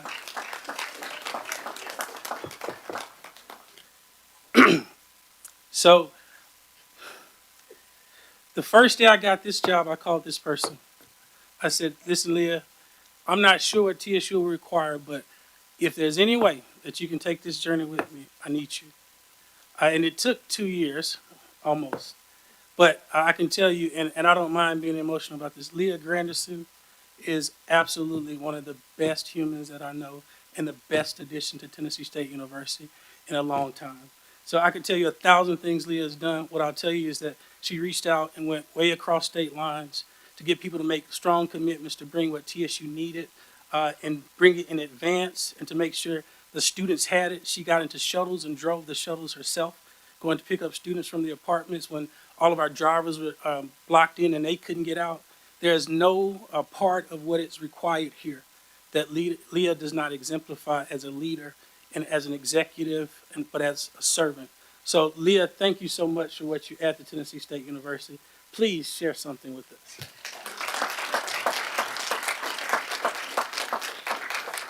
That's my line, sister. I am, yes, I'm really, really humbled. Thank you, Mr. Rafford, for your leadership. President Tucker, thank you so much for creating a space to recognize employees like myself who genuinely care about the institution and care about our students. And Board of Trustees, thank you so much for indulging us in telling our story. You've heard about operational continuity. You've heard about safety. You've heard about quiet leadership. And I will tell you that this opportunity that we have before you is contagious. And I look forward to other opportunities where other individuals will be able to be recognized. But I will say that it is my privilege to serve in this capacity. I graduated from TSU a long, long time ago. And so it is a full circle moment for me. But thank you so much for this opportunity. And thank you to my team. I could not be as great as I am without each and every one of them. So thank you. Thank you, Leah. I'd just like to say on behalf of a sponsor that we have, Mr. President, I'd like to offer each of you a $200 gift certificate to your favorite restaurant or your favorite store. So thank you, Mr. President, for your sponsorship and support. And thank you, Board, for the time and for making room to share a thanks to the employees who made these great sacrifices. Thank you again. So as we determine a date toward the end of the school year to recognize more contributions from my staff to get the ultimate recognition, we'll let you know when that takes place. so we can have the board here to hear some more amazing stories about the staff and the students that we have. With that, that concludes my presentation. Well, that's so good. That's so good. Okay. Well, let me just say I'll echo the thanks to everybody and thank y'all for staying with us all day long, T-Heck and all the staff that have been here all day and everything that goes into these board meetings. It is not taken lightly. So thank you. Thank you, Jeanette, and all of the IT team. So, is there any additional business items? The answer is no. No, I'm just kidding. Is it confirmed that the TSU Morgan State game is homecoming? I think Yes and the no. athletic director would not be happy with you making that announcement today. Well, now that we're on the Remove, record, strike it from the record. no, it's well, everybody's listening. We were holding back on saying that because we still have a few challenges with those promoters who want to try to make a dime on the university doing those big events. But it is correct. That's homecoming and the John Merritt. I think we got all of those steps that we wanted to take before announcing it formally to everybody. So it's not a problem. You did okay. We're only about a day off. While we're on athletics, do you have anything else you want to share about our basketball team? Oh, yes. I think here's another revenue opportunity for everybody around the table. We won last night.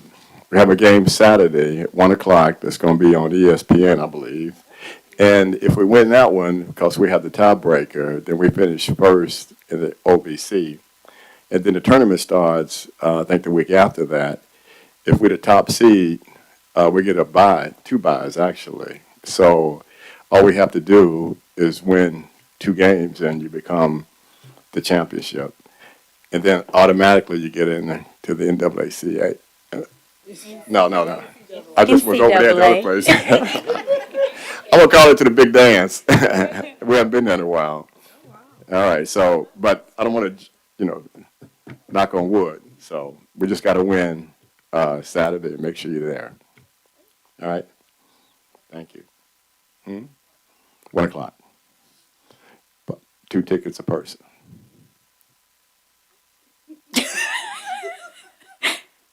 Okay. All right. I will entertain a motion to adjourn the meeting on that note. So moved. Second. Chair Winton, Yes. Trustee Trauber, Yes. Trustee Chapman, Yes. Trustee Smith Knight, Yes. Trustee Norfleet, Yes. Trustee Qualls, Yes. Trustee Smith, Yes. Trustee Towns, Trustee, Yes. thank you, Trustee Young Sigler. Yes. Motion passes. Thank you all. Thank you. Are you going back to music? All right, I'm gonna run to the girls' room. Okay. Thank you. I will.